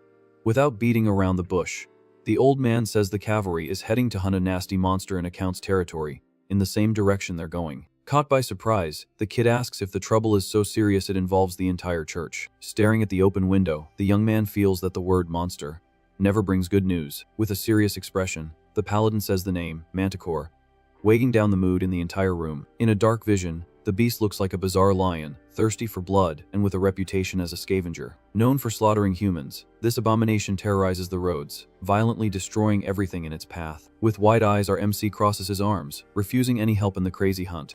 With a slight laugh, the bearded man raises his hands, swearing he won't drag either of them to the slaughter. But the old man drops a hint, saying that if the strong mage wants to help, no one there will complain. Setting the humor aside, the apprentice immediately cuts the topic short, denying any participation in the suicidal event. Taking a deep breath, the leader asks for calm to explain the real intention of the escort offer. With an upright posture, the paladin says his group isn't just any order, but holy warriors who fight for their faith. And while trying to find a mage for a mission back in the capital, the guys ran into an arrogant sorcerer. With a massive headache, the bearded man confesses that this so-called mage is throwing a huge fit because she was forced to join the expedition.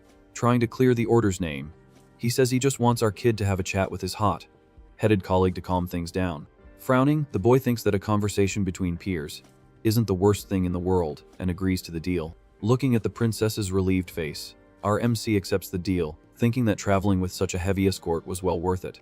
Excited about the trip, our MC says goodbye to the nobles and hits the road with the crow on his shoulder. Walking through breathtaking landscapes, the journey continues peacefully under a big blue sky. Guided by the bearded old man, the Knights of Santiago prove to be top-notch companions, causing no trouble. Walking through the woods, the apprentice feels relaxed for the first time since he was reincarnated. However, the peace is short-lived, and by nightfall, the boy finds a reason to complain by the campfire. Devouring a monstrous meat skewer, he hears the paladin's gruff voice calling him. All smiles, the old man interrupts his dinner and invites the mage to an improvised Bible study. Choking on his food, the kid's eyes go wide as he sees the entire troop reading huge religious books. Quickly, the princess also declines the offer, hiding her blank expression and waving her hands. With his mouth full, our little MC mentally grumbles that he didn't expect so much fanaticism from these beefy guys. Disappointed, the bearded man lowers his head, sighing as he laments the two young people's refusal. Without losing faith, he says that if the mage heard God's voice, he could become a powerful cleric in their order. Suddenly, the boy's mind stops, and the gears start turning, connecting the gossip with reality. In a crazy epiphany, he deduces that this voice of God must be the holy magic hidden in this world. Eagerly, our MC sits next to the paladin to ask some urgent questions about the group's religion. In an excited tone, the boy asks if there's still time to join the Bible study group. Reading the giant book, the apprentice tries to soak up as much knowledge as possible while the old man praises his dedication. Without taking his eyes off the pages, the young man thanks him for the compliment, feeling his brain fry from so much ancient text. Suddenly, the paladin asks what on earth the kid is muttering about. Stuttering, the warrior swears he heard a weird female voice, and it wasn't the mage. Sweating bullets, our MC freezes and asks if the voice didn't sound kind of human. Laughing nervously, the bearded man thinks it's just fatigue and tries to ignore the sinister situation. But deep in his mind, the young man senses a magical presence that defies normal human comprehension. Pointing into the distance, he yells, asking if that thing up ahead is a god or just a mirage. Startled, the old man's eyes go wide, unable to see anything in the darkness. Just then, a gigantic system window appears, tearing through the boy's vision with a wicked blue glow. In a panic, he yells, questioning the screen about the reason he was reincarnated in this crazy world. A blast of divine light bathes the apprentice, revealing a sacred power he had never felt before. Tired of the shouting, the princess grabs her things and slips away in the middle of the night. Shocked, the kid watches the young woman disappear into the woods, thinking she ran away from the camp of crazies. With her nerves on edge, the princess grumbles about the kid's meltdown and curses under her breath. In complete desperation, our MC grabs the old man's collar, screaming for the god to come back right now. Sweating bullets, the warrior tries to calm the sorcerer down, thinking the boy is either possessed or had a magical stroke. In the following days, the apprentice dives into his religious studies, reading the holy book surrounded by flames. With completely confused looks, the knights find the young man's behavior too bizarre to be true, until the system finally beeps, confirming that the kid has acquired the sacred arts skill. With the message, "Good job, Anne," the screen congratulates our little nerdy MC on his mental sacrifice. Tired and with dark circles under his eyes, the boy thinks the reward took way too long to arrive. Analyzing the rules of the new magic, the panel warns that the more he studies the religion, the happier the god will be and the more power it will grant. With a blank look, he wonders if this deity is so spoiled that it demands so much boring reading. Reflecting on his own life, he thinks the entity that reincarnated his body must be a first-rate sadist. In a bizarre vision, the boy imagines himself as a puppet in the hands of this manipulative divine creature. Slamming the book shut, he curses the mysterious god, pissed off for not having a shred of peace. With a long sigh, he realizes he doesn't have a high enough level in sacred arts to have a direct chat with the entity and demand answers. Resigned to his fate, he decides to hunt for more mysteries in the world to accumulate points and level up the skill in the system. Staring at the starry sky, the boy focuses on his goal of becoming absurdly powerful in divine magic and putting the god in its place. A few days later, the party continues its journey, advancing through a much denser and thicker forest. Out of nowhere, swords and axes cut through the air in a furious ambush by bandits against the paladin troop.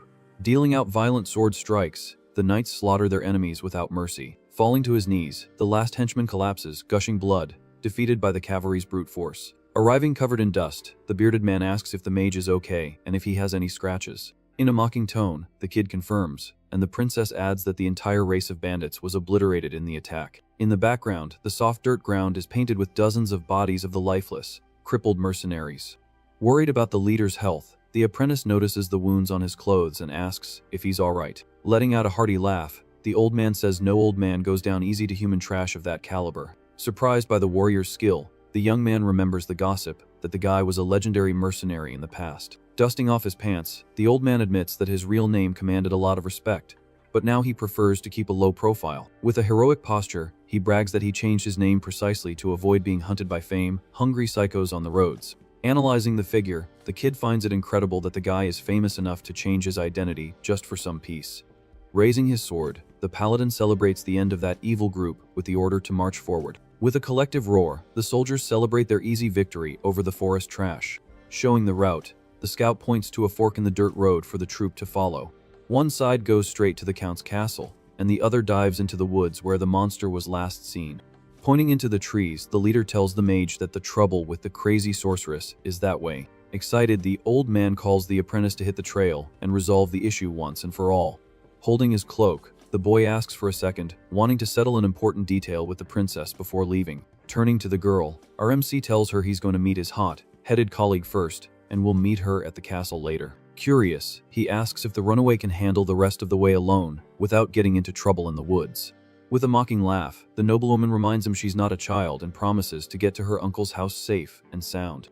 Waving her hand, the princess follows her path with a smile and disappears into the shadows of the leaves. Watching the young woman disappear, the young man feels a slight tightness in his chest, wondering if the crazy girl will really be okay.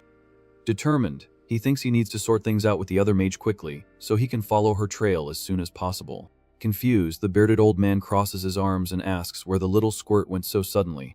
Pointing into the woods, he says it won't take long for them to reach the Order's sorceress's camp. In a mysterious tone, the paladin approaches the boy and asks if his mind is sharp for what's to come. With a tired look, the bearded old man remembers that mages are not the easiest people to deal with. Annoyed, our MC questions why they have to clean up others' messes if the cavalry belongs to the Order. Awkwardly, the old man confesses that the so-called mage is furious with the paladins because of a recent issue. Suddenly excited, the kid imagines that at least the cavalry is loaded with cash to pay well for the service. Laughing loudly, the leader swears the boy is in no danger and that the sorceress should respect a fellow professional.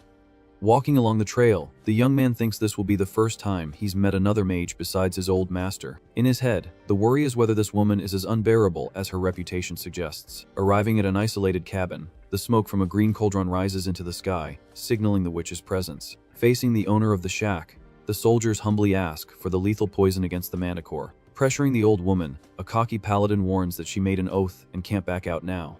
With a sinister, toothless smile, the old woman grumbles that this whole oath business is a load of nonsense. Steering the bubbling cauldron, the witch tells the guys to try the stinking concoction she made for dinner first. Laughing at their disgust, the woman doubts the paladins have the guts to swallow the stuff with that smell of decay. With macabre cackles, the plant mage taunts the knights, who are sweating bullets, afraid of the dish. Suddenly, our kid arrives at the camp finding the title, Plant Mage.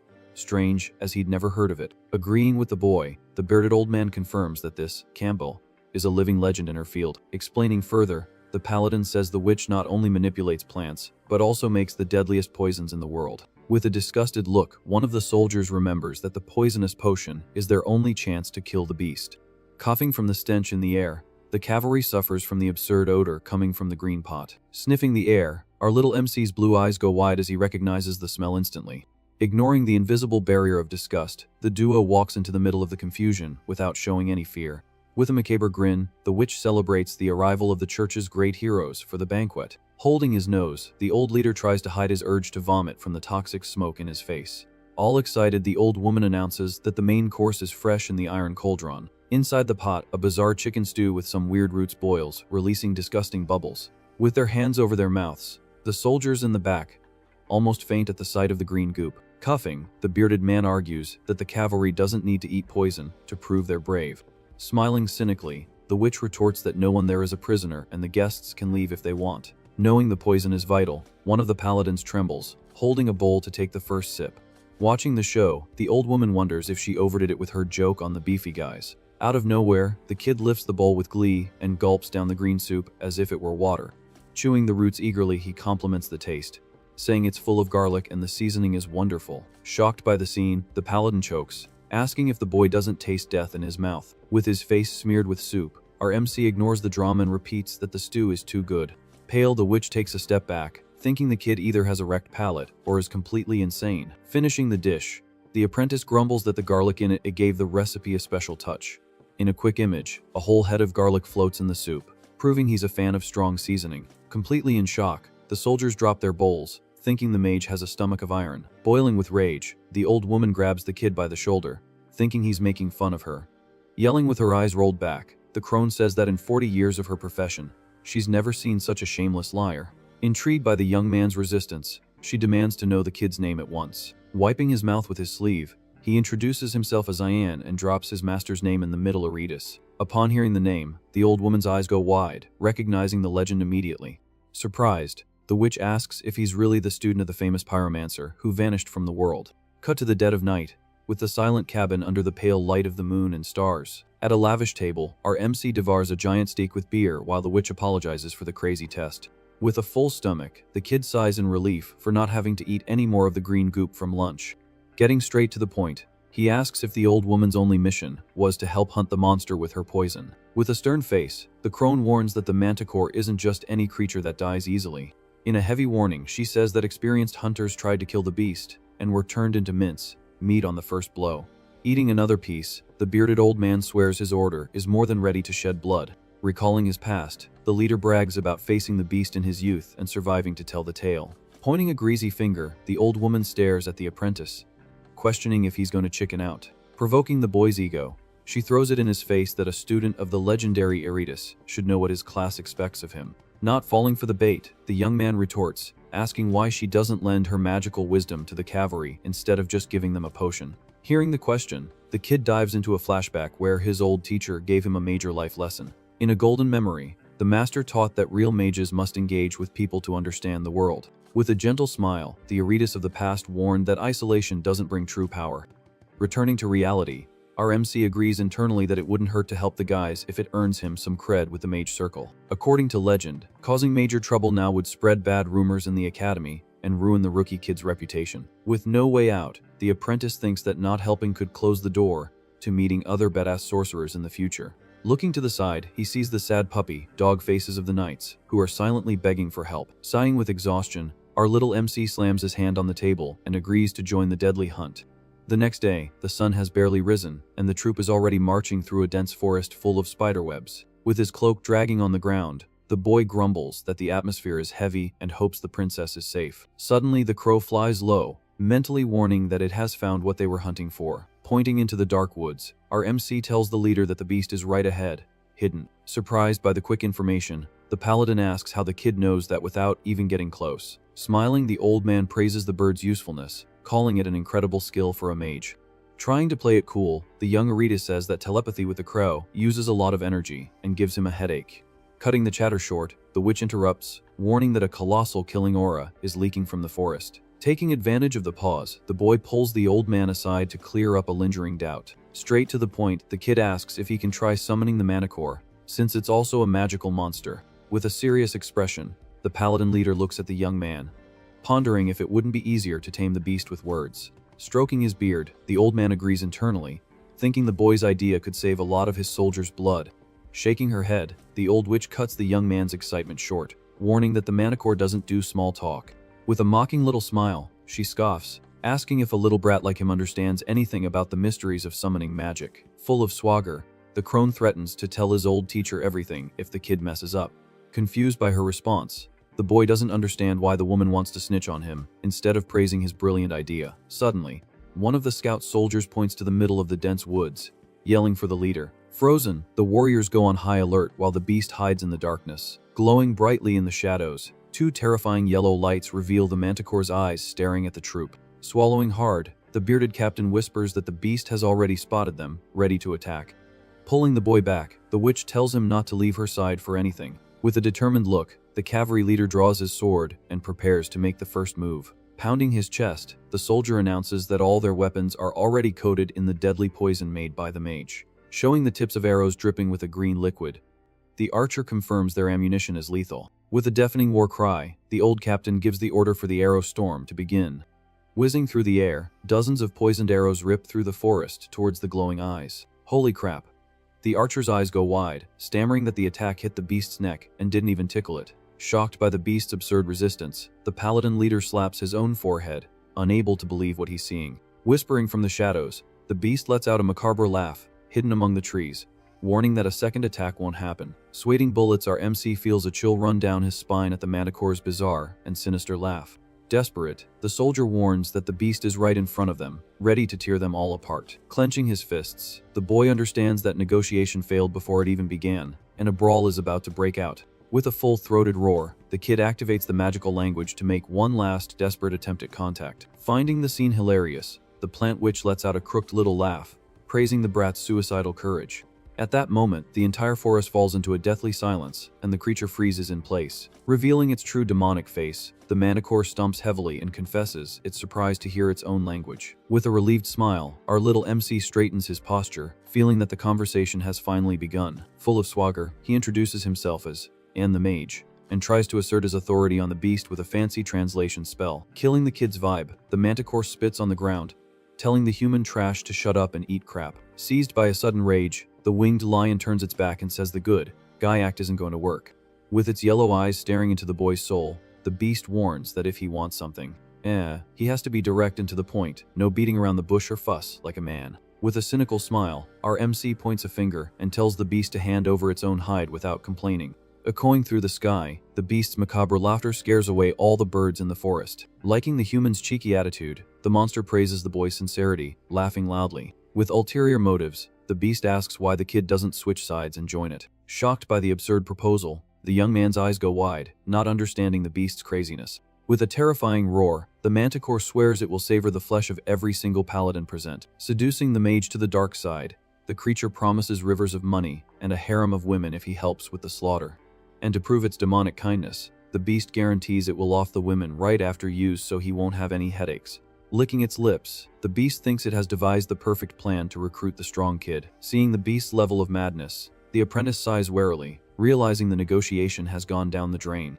Spitting on the ground isn't enough to express the disgust the kid feels for the monster's disgusting plan. Flipping the bird at the beast, the young man tells the manticore to get lost and calls it the worst kind of trash. Far from being offended, the winged lion laughs even louder, loving the mage's swagger. Raising its gigantic claw, the beast decides the insolent human is finally worthy of being torn to shreds.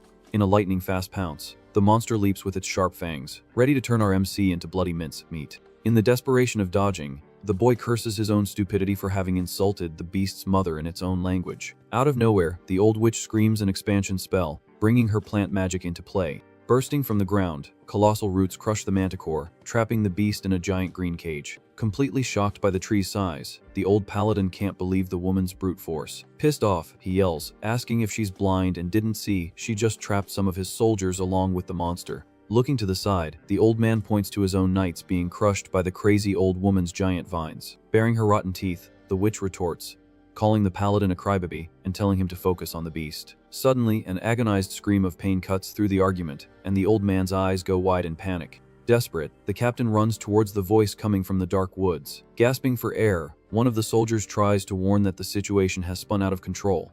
Out of breath, the young apprentice arrives right behind the old man, only to see the extent of the disaster. Sitting on the ground, covered in dirt, the surviving warriors try to lean on each other. But among them, the paladin who was reading the Bible with the boy is lying down, gushing blood from horrific wounds. Crying with guilt, the warrior next to him apologizes for letting the beast escape their encirclement. Clenching his fists in anger, the kid tries to comfort the soldier, saying they all fought bravely. Looking at the body on the ground, our MC feels a chill in his stomach, realizing that death has truly arrived. Feeling the weight of reality, he laments that the nicest soldier was the one caught by the beast. In a pool of blood, the dying paladin gives a faint smile and murmurs that it's okay. Reflecting on the cruel fate, the kid realizes the legend of the killer manticore was never an exaggeration from children's stories. In a terrifying vision, the beast appears atop a mountain of human skulls, bathed in a river of flames. Staring at the carnage, the young man realizes that death here isn't a game, and people die for real. Taking a sharp breath, he runs to the wounded soldier to try and do something before it's too late. Falling to his knees near his friend, the boy panics, seeing the pool of blood grow larger on the grass. Spitting blood, the agonizing warrior tries to give one last moral lesson, remembering their recent Bible studies. Laughing nervously, the dying paladin jokes that the heavens will open up and heal him in a last-minute miracle. In total desperation, the apprentice grabs the soldier's clothes, begging him for the love of all that is holy not to fade away. Crying with rage, the kid summons the system screen, yelling at the heavens, asking if the sadistic deity is watching the scene. Demanding action from the mysterious god, he insists the entity save the most loyal warrior the religion has. Out of nowhere, the sacred magic screen flashes furiously, responding to the boy's angry plea. Glowing with a celestial blue, the system allows the kid to place his own bet to attempt a resurrection miracle. In a blinding flash, the boy's magic rips through the forest darkness, illuminating everything around. Surprised by the divine light, the dying paladin calls the mage's name in a weak voice. Completely exhausted, our MC tells the warrior to be quiet and save his last bit of energy. With his eyes glowing blue, the apprentice unleashes the healing spell, telling the guy to wake up. Cut to an angelic vision, where the soldier's soul climbs the stairs of a golden celestial castle. Suddenly, a woman in white appears, floating in the light, getting the warrior's attention. Crying with emotion, the paladin falls to his knees, believing he is face to face with the goddess herself.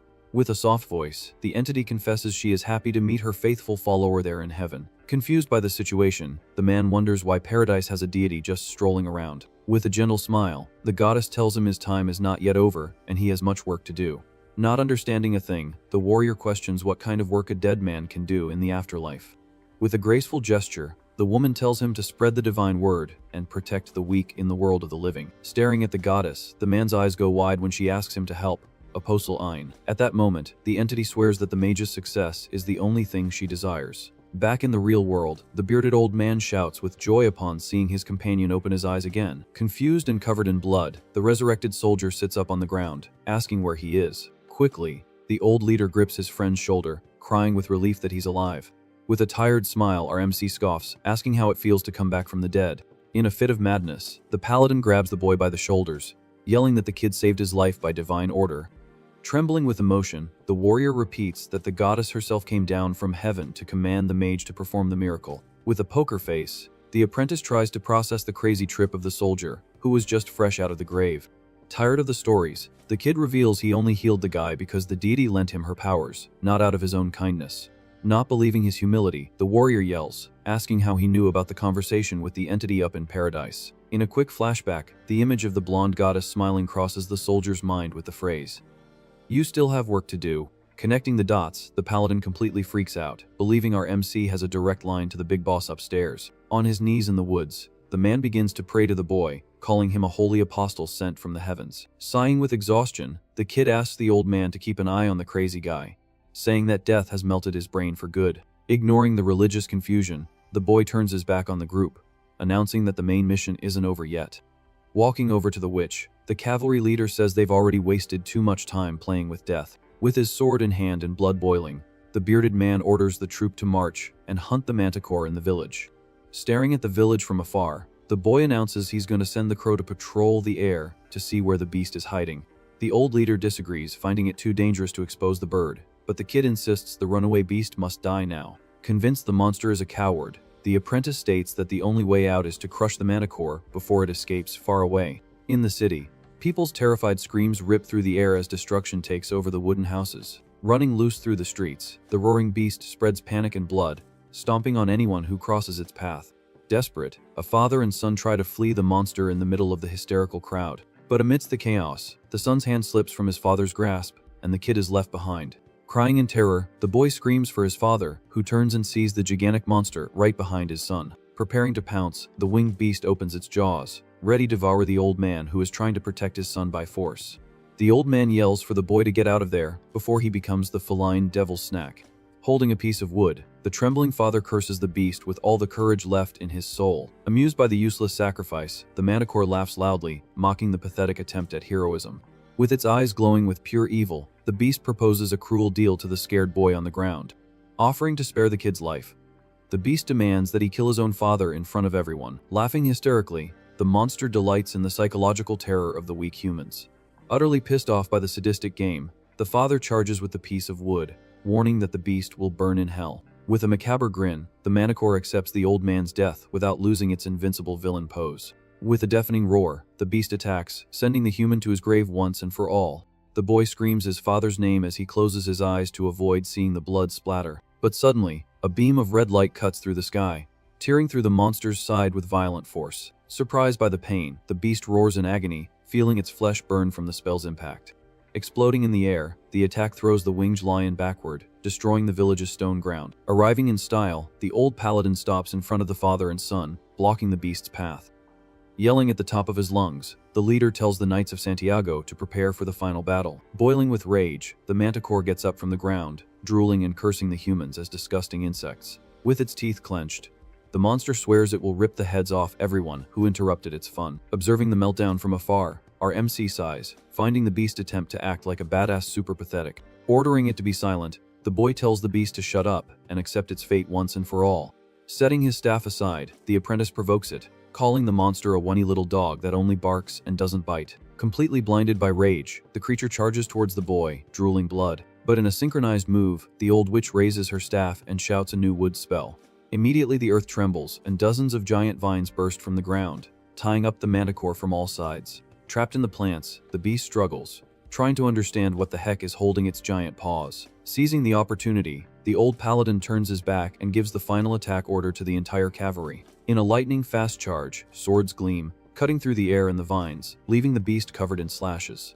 Tired of the traps, the beast roars that it can't stand fighting against cheap tricks anymore and tries to break free with brute force. Realizing the chance, the witch yells Anne's name, announcing that the stage is set for the finishing blow. With his eyes glowing intensely, our MC points his staff at the beast and unleashes the fire spell without hesitation.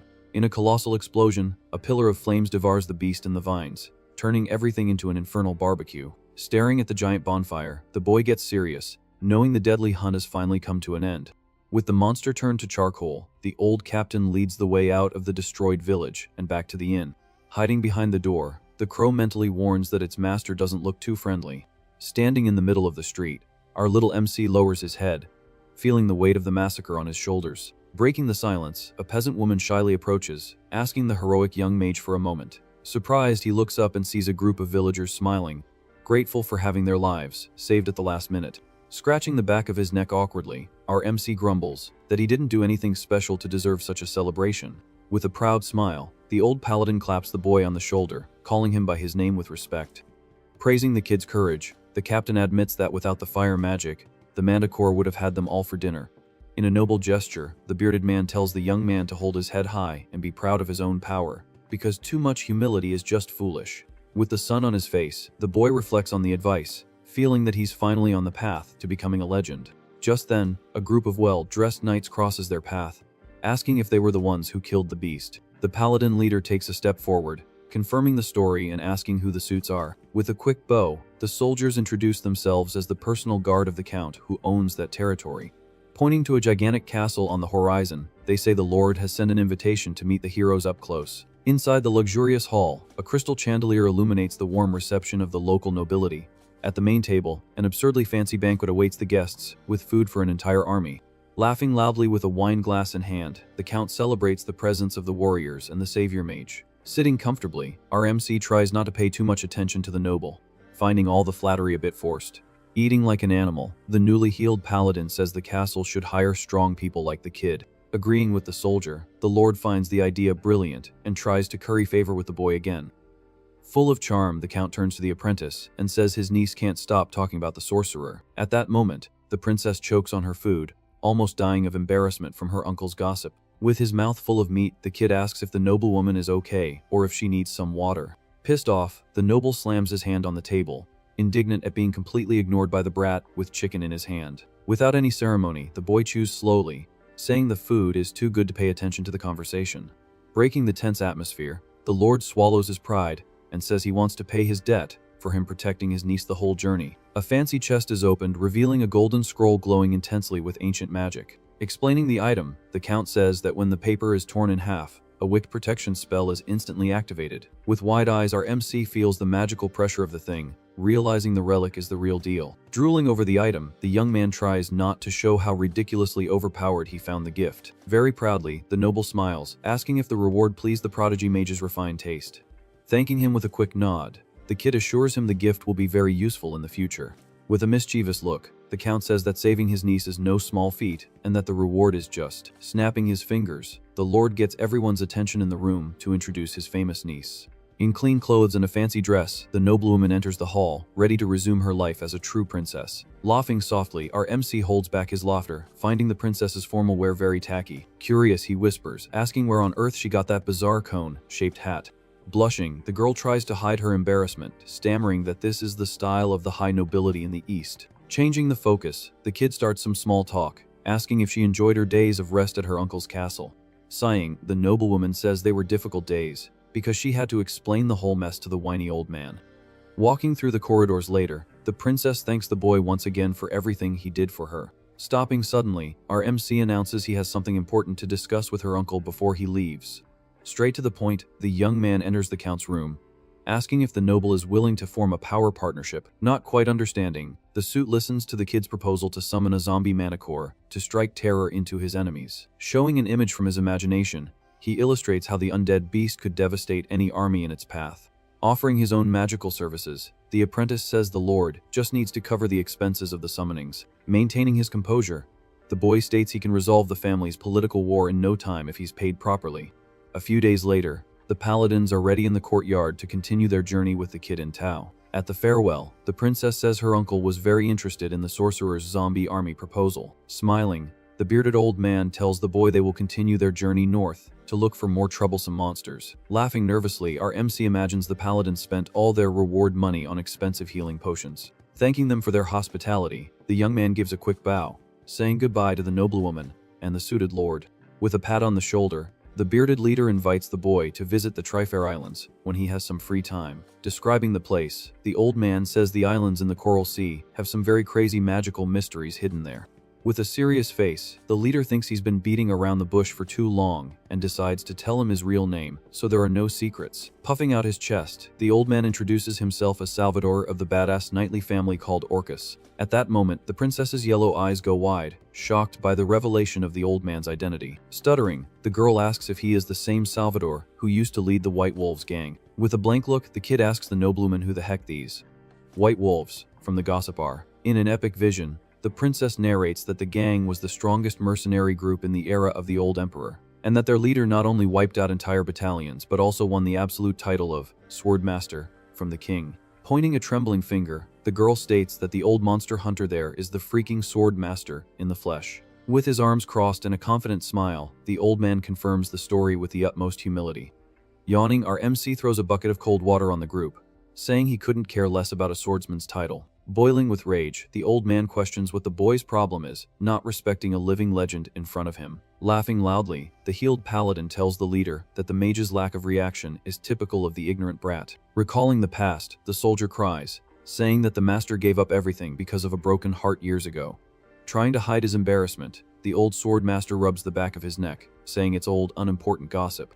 With no time to waste, the old witch says they have to hit the road soon if they want to catch the last rays of sun. The other knights shout their thanks to the boy, waving nonstop with smiles on their faces. The paladin who almost kicked the bucket hugs our MC tightly, whining that they need to have a drink together one day. Waving back, the young man says goodbye to the old Salvador, promising to visit the islands as soon as he finishes his search for mysteries. With a firm handshake, the swordmaster seals their friendship, wishing the sorcerer luck on his journey. Adjusting the staff on his shoulder, the kid announces his next destination is some ancient ruins full of lost magic. Laughing, the old man promises their paths will cross many more times on the roads of life. Under the golden afternoon sun, our MC turns his back and continues his journey with the gossipy crow. From the top of the castle, the mustache count watches the cavalry leave, while his niece tells him her plans for the future. With a hard look, the princess gets the lord's attention, revealing a determination he had never seen in her before. With a choked voice, the noblewoman begs her uncle to destroy the psycho who killed her parents at any cost. The suit grips the balcony's edge and swears the trash mercenary will pay for his betrayal with blood. Boiling with rage, the mercenary grumbles that the original plan was to either marry the princess by force or just cut her down. Showing a scene of the forced wedding, his imagination paints the noblewoman as a trophy to ensure total control of the Tarian lands. With the princess safe by our MC's side, the situation completely changes the scoundrel's plans. Full of arrogance, the villain bangs his fist on the courtroom table, swearing he will hunt down the traitors in the name of justice. Raising his sword, the scoundrel orders his soldiers to march after the runaway noble without wasting time. Cut to the camp, where the rebel troop rests under the moonlight, waiting for the trouble to start. Near the campfire, a cauldron of water boils and bubbles as the group prepares for their evening meal. Confused, the princess approaches the boy and asks why on earth he's stirring the hot water nonstop. Watching from afar, the guards laugh, thinking the mage is cooking a soup of metal spoons. Not understanding a thing, the noblewoman blinks repeatedly with a blank look, trying to process the sterilization excuse. Rolling his eyes, the kid says it's an advanced magical technique, just so he doesn't have to explain basic hygiene in the Middle Ages. Instantly, the extras' minds explode, thinking that washing spoons is a secret healing spell of legendary mages. With a straight face, one of the soldiers sneaks up and taps the apprentice on the shoulder, asking for a small favor. Holding up their blood-stained gloves, the guys beg the boy to throw their equipment into the boiling water of purification. Pissed off, our little MC yells that it's not a spell, just regular hot water. Changing the subject, the princess sits next to the boy while he eats his soup, now in a clean bowl. In a serious tone, she brings up the reward she had promised for him, saving her life. Stuttering, the girl confesses her plan was to shower him with gold, but she thinks money doesn't cover the debt. Grinning from ear to ear, she reveals she had the brilliant idea to give him something a sorcerer would truly love. In a glorious image, a golden magical sword shines in her imagination, called a norazil, the family's pride. Excited, the noblewoman narrates the legend that the sword was a gift from a fairy who fell in love with the first Tarian baron. Laughing nervously, our MC wonders what glitchy fantasy book the crazy girl got that bogus story from. Suspicious, the kid asks if the sword is so overpowered, why is her family still just a bunch of weak barons? Sweeting bullets, the girl swallows hard and tries to justify that the relic has been locked away for over 400 years. With an ironic smile, the young man finds the excuse increasingly suspicious but continues to listen to the madness. Pointing into the darkness, the princess drops the bomb that the divine weapon is buried with the First Lord in the cemetery. In shock, the apprentice realizes the lady wants him to become a tomb raider to get his own payment. With wide eyes, the boy questions the sanity of the guy who thought it was a good idea to bury a lethal weapon inside a coffin. Amused, the young woman agrees it's bizarre but asks the boy to dig the thing up as if it were a time capsule. Quick to respond, the kid refuses the gift, saying the sword should stay with the family since the war is their problem. With a scowl and puffed up cheeks, the princess gets pouty at the boy's refusal to accept the inheritance. Pointing to the village's bell tower, the noblewoman recalls that without him, she wouldn't have even had the courage to come back and fight. With her hands on her chest, she swears he deserves the best in the world for being her shield. Crying with emotion, the crazy girl insists on giving him the relic so the sorcerer can feel the weight of her gratitude. Slapping his forehead, the kid calls the princess a stubborn idiot and stands up, pissed off. Scratching his head, he wonders if he went too far in rejecting the crying, dramatic heiress. Suddenly, the captain of the castle guard appears from the darkness, getting the mage's attention for a serious talk. Cut to a view of the castle at night, with the full moon illuminating the scene of growing tension. In the village's alleys, guards chase away a bunch of broke mercenaries, threatening to run them through. With straight faces, the corrupt soldiers openly demand bribes, telling the guys to hand over their chickens or die. Laughing loudly, one of the cocky guards says he's not going to war on an empty stomach, no way. But his smile vanishes when the guy notices a giant crow staring at him from a thatched roof. Flapping its wings, the creature squawks, warning its master that shady business is going down below. Pissed off, the guard realizes the bird is the tattletale of the legendary mage in town. Just then, a sinister hooded figure appears, blocking the exit of the dark alley, scaring the corrupt guards for good. Sweating bullets, the crooked guards tremble, facing the macabre figure emerging from the alley's shadows. With his blue eyes glowing with hatred, our MC raises his magical staff and asks what kind of nonsense is going on there. In a quick memory, the captain appears on his knees in the count's room, begging the mage for a personal favor. Trembling with shame, the soldier hesitated a lot before spitting out the problem to the young prodigy. Straight to the point, the captain told him that a group of rebel mercenaries was looting the village in the dead of night. With a blank look, the kid questioned why the knights didn't solve the problem themselves since they have swords. Wringing his hands, the captain explained that the official cavalry has its hands tied and can't attack the rebels without a direct order. And to make matters worse, corruption within the guard was covering up the thefts to maintain a false peace in the city. In our MC's mind, the image of the smiling princess reminds him that this whole area is part of the girl's promised land. Sighing with exhaustion, the kid realized that cleaning up the mess of the crazy nobility is part of his babysitting contract. Back in the dark alley, the crow screams loudly, scaring the human trash who try to run for their lives. Using a terrifying illusion, our MC makes the guards see their own deaths and wet themselves with fear in the corner. With no patience for cowardice, the apprentice decrees that stealing from the poor is a crime with severe punishment in his territory. On their knees, the jerks beg for forgiveness, swearing they will never go near a chicken again in their lives. The next day, the sun rises radiantly over the village, clearing the clouds of tension that hung in the air. After the scare, gossip spreads like wildfire about how the boy tied up the crooked mercenaries in the middle of the town square. Terrified by the mage's intimidation power, the rest of the corrupt guards gave up stealing, and peace returned to the place by force. Overjoyed with the well-done job, the princess praises the boy while the count laughs proudly at his super-powered babysitter. But the joy ends quickly when a soldier bursts into the room, sweaty and out of breath from running. Calling for the count, the guard warns that a giant problem is knocking on their castle door right now. Looking out the window, the kid frowns, noticing that this new piece of gossip must be serious to make the suits so pale. With a trembling voice, the captain reports that the rebel mercenary army has decided to act and isn't attacking anyone. Caught by surprise, the boy questions how the villain's troop can be marching without destroying or looting the villages. Sighing with frustration, the soldier says the guys are playing pacifist heroes to avoid scaring the peasants. In a vision of war, our MC understands that if the invaders started killing, the people would rise up against them instantly. But since the march is clean and silent, the civilians are applauding the rebels as if they were the true justice of the region.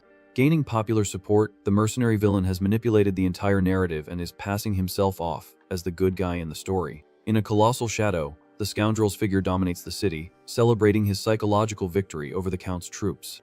Looking at the ground, the paladin says the knight's morale has hit rock bottom, because they don't know how to react to a peaceful invasion. Clenching his fists, our little MC realizes that political warfare is much more complex, and that killing a winged lion was way easier.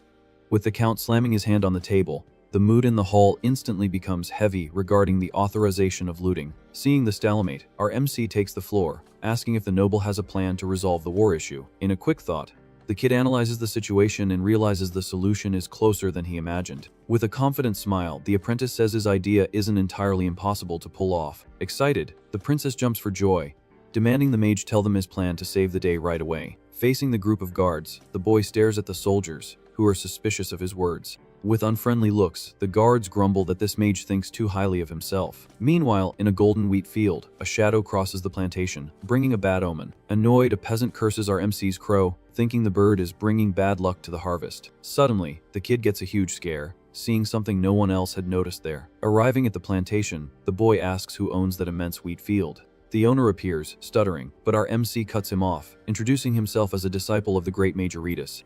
Upon hearing the legendary sorceress's name, the peasant collapses to the ground, trembling with fear of her fame. Begging for 1,000 pardons for his rudeness, the man kneels, desperate for not having recognized the authority. Impatiently, the apprentice ignores the show and warns that the wheat in that land is done for and doomed. With a quick movement, the boy slams his staff into the ground, and a sinister energy begins to leak from the earth. In a roar of fury, the kid invokes the evil power that contaminates the field, awakening the soul of the ancient baron. With wide eyes, the apprentice feels the weight of the ancestral grudge that has permeated the soil because of the usurper. The peasant cries in despair, not understanding why his land is exuding so much hatred. Telling everyone to shut up, our MC concentrates to control the energy coming out of the ground. Stretching his hand to the sky, he pretends the deities are speaking through him to deceive the crowd. In a master trick, he manipulates the wind to make it seem like celestial power is blessing the field. Kneeling in the middle of the wheat, the peasant firmly believes this disaster is the work of fate against the usurper. Soon, the rumor spreads like wildfire, and the people begin to hate the new lord, Graham, because of the curses. The news even reaches the capital, where the people demand that Princess Lucy take the throne and restore peace. With their morale high, the princess's army celebrates while the mage observes the successful outcome of his plan. Marching towards the enemy's den, the allies are ready to deliver the checkmate to the usurper. From the top of a watchtower, the enemy commander looks at the horizon, seeing the Tyrian banner advance. The rebel soldiers refuse to fight, feeling the weight of dishonor for being on the wrong side of history. Inside the tent, the atmosphere is like a funeral, with the troop questioning if the army is really under a heavy curse. The enemy commander holds his head, freaking out because fighting against curse, invoking mages is suicide for his honor. Not knowing if this on is real or just a rumor, the guy wonders if the people are inventing legends as an excuse to flee. In a heated debate, the soldiers decide they can't trust a sorcerer's word and that they're being deceived. But deep down, the fear of being cursed wins, and the guys start considering the idea of dropping everything and leaving. The commander scratches his forehead, exhausted, realizing the situation has spun out of control thanks to the kid's words. Knowing his army is ready to surrender, the officer tries to maintain a tough guy, mean in front of his subordinates. He figures out the count is laughing at him from the other side. And there's no way to reverse the people's hatred. The rebel lord no longer has the knight's support, and his authority has crumbled in the face of the fear of the curse. With a cynical smile, the commander admits the boy's work was excellent, and he has no defense against it. Suddenly, our MC enters the tent, being called by name and startling the enemy leadership. In a beam of magical light, the boy shows he's not there for small talk and won't risk his own life for someone else's fight. He warns that the Count's golden scroll was payment for the dirty work, and he won't lift another finger in the war. Meanwhile, the princess and the guards are laughing, eating good food, and mocking the misery of the rebels, who are starving and afraid.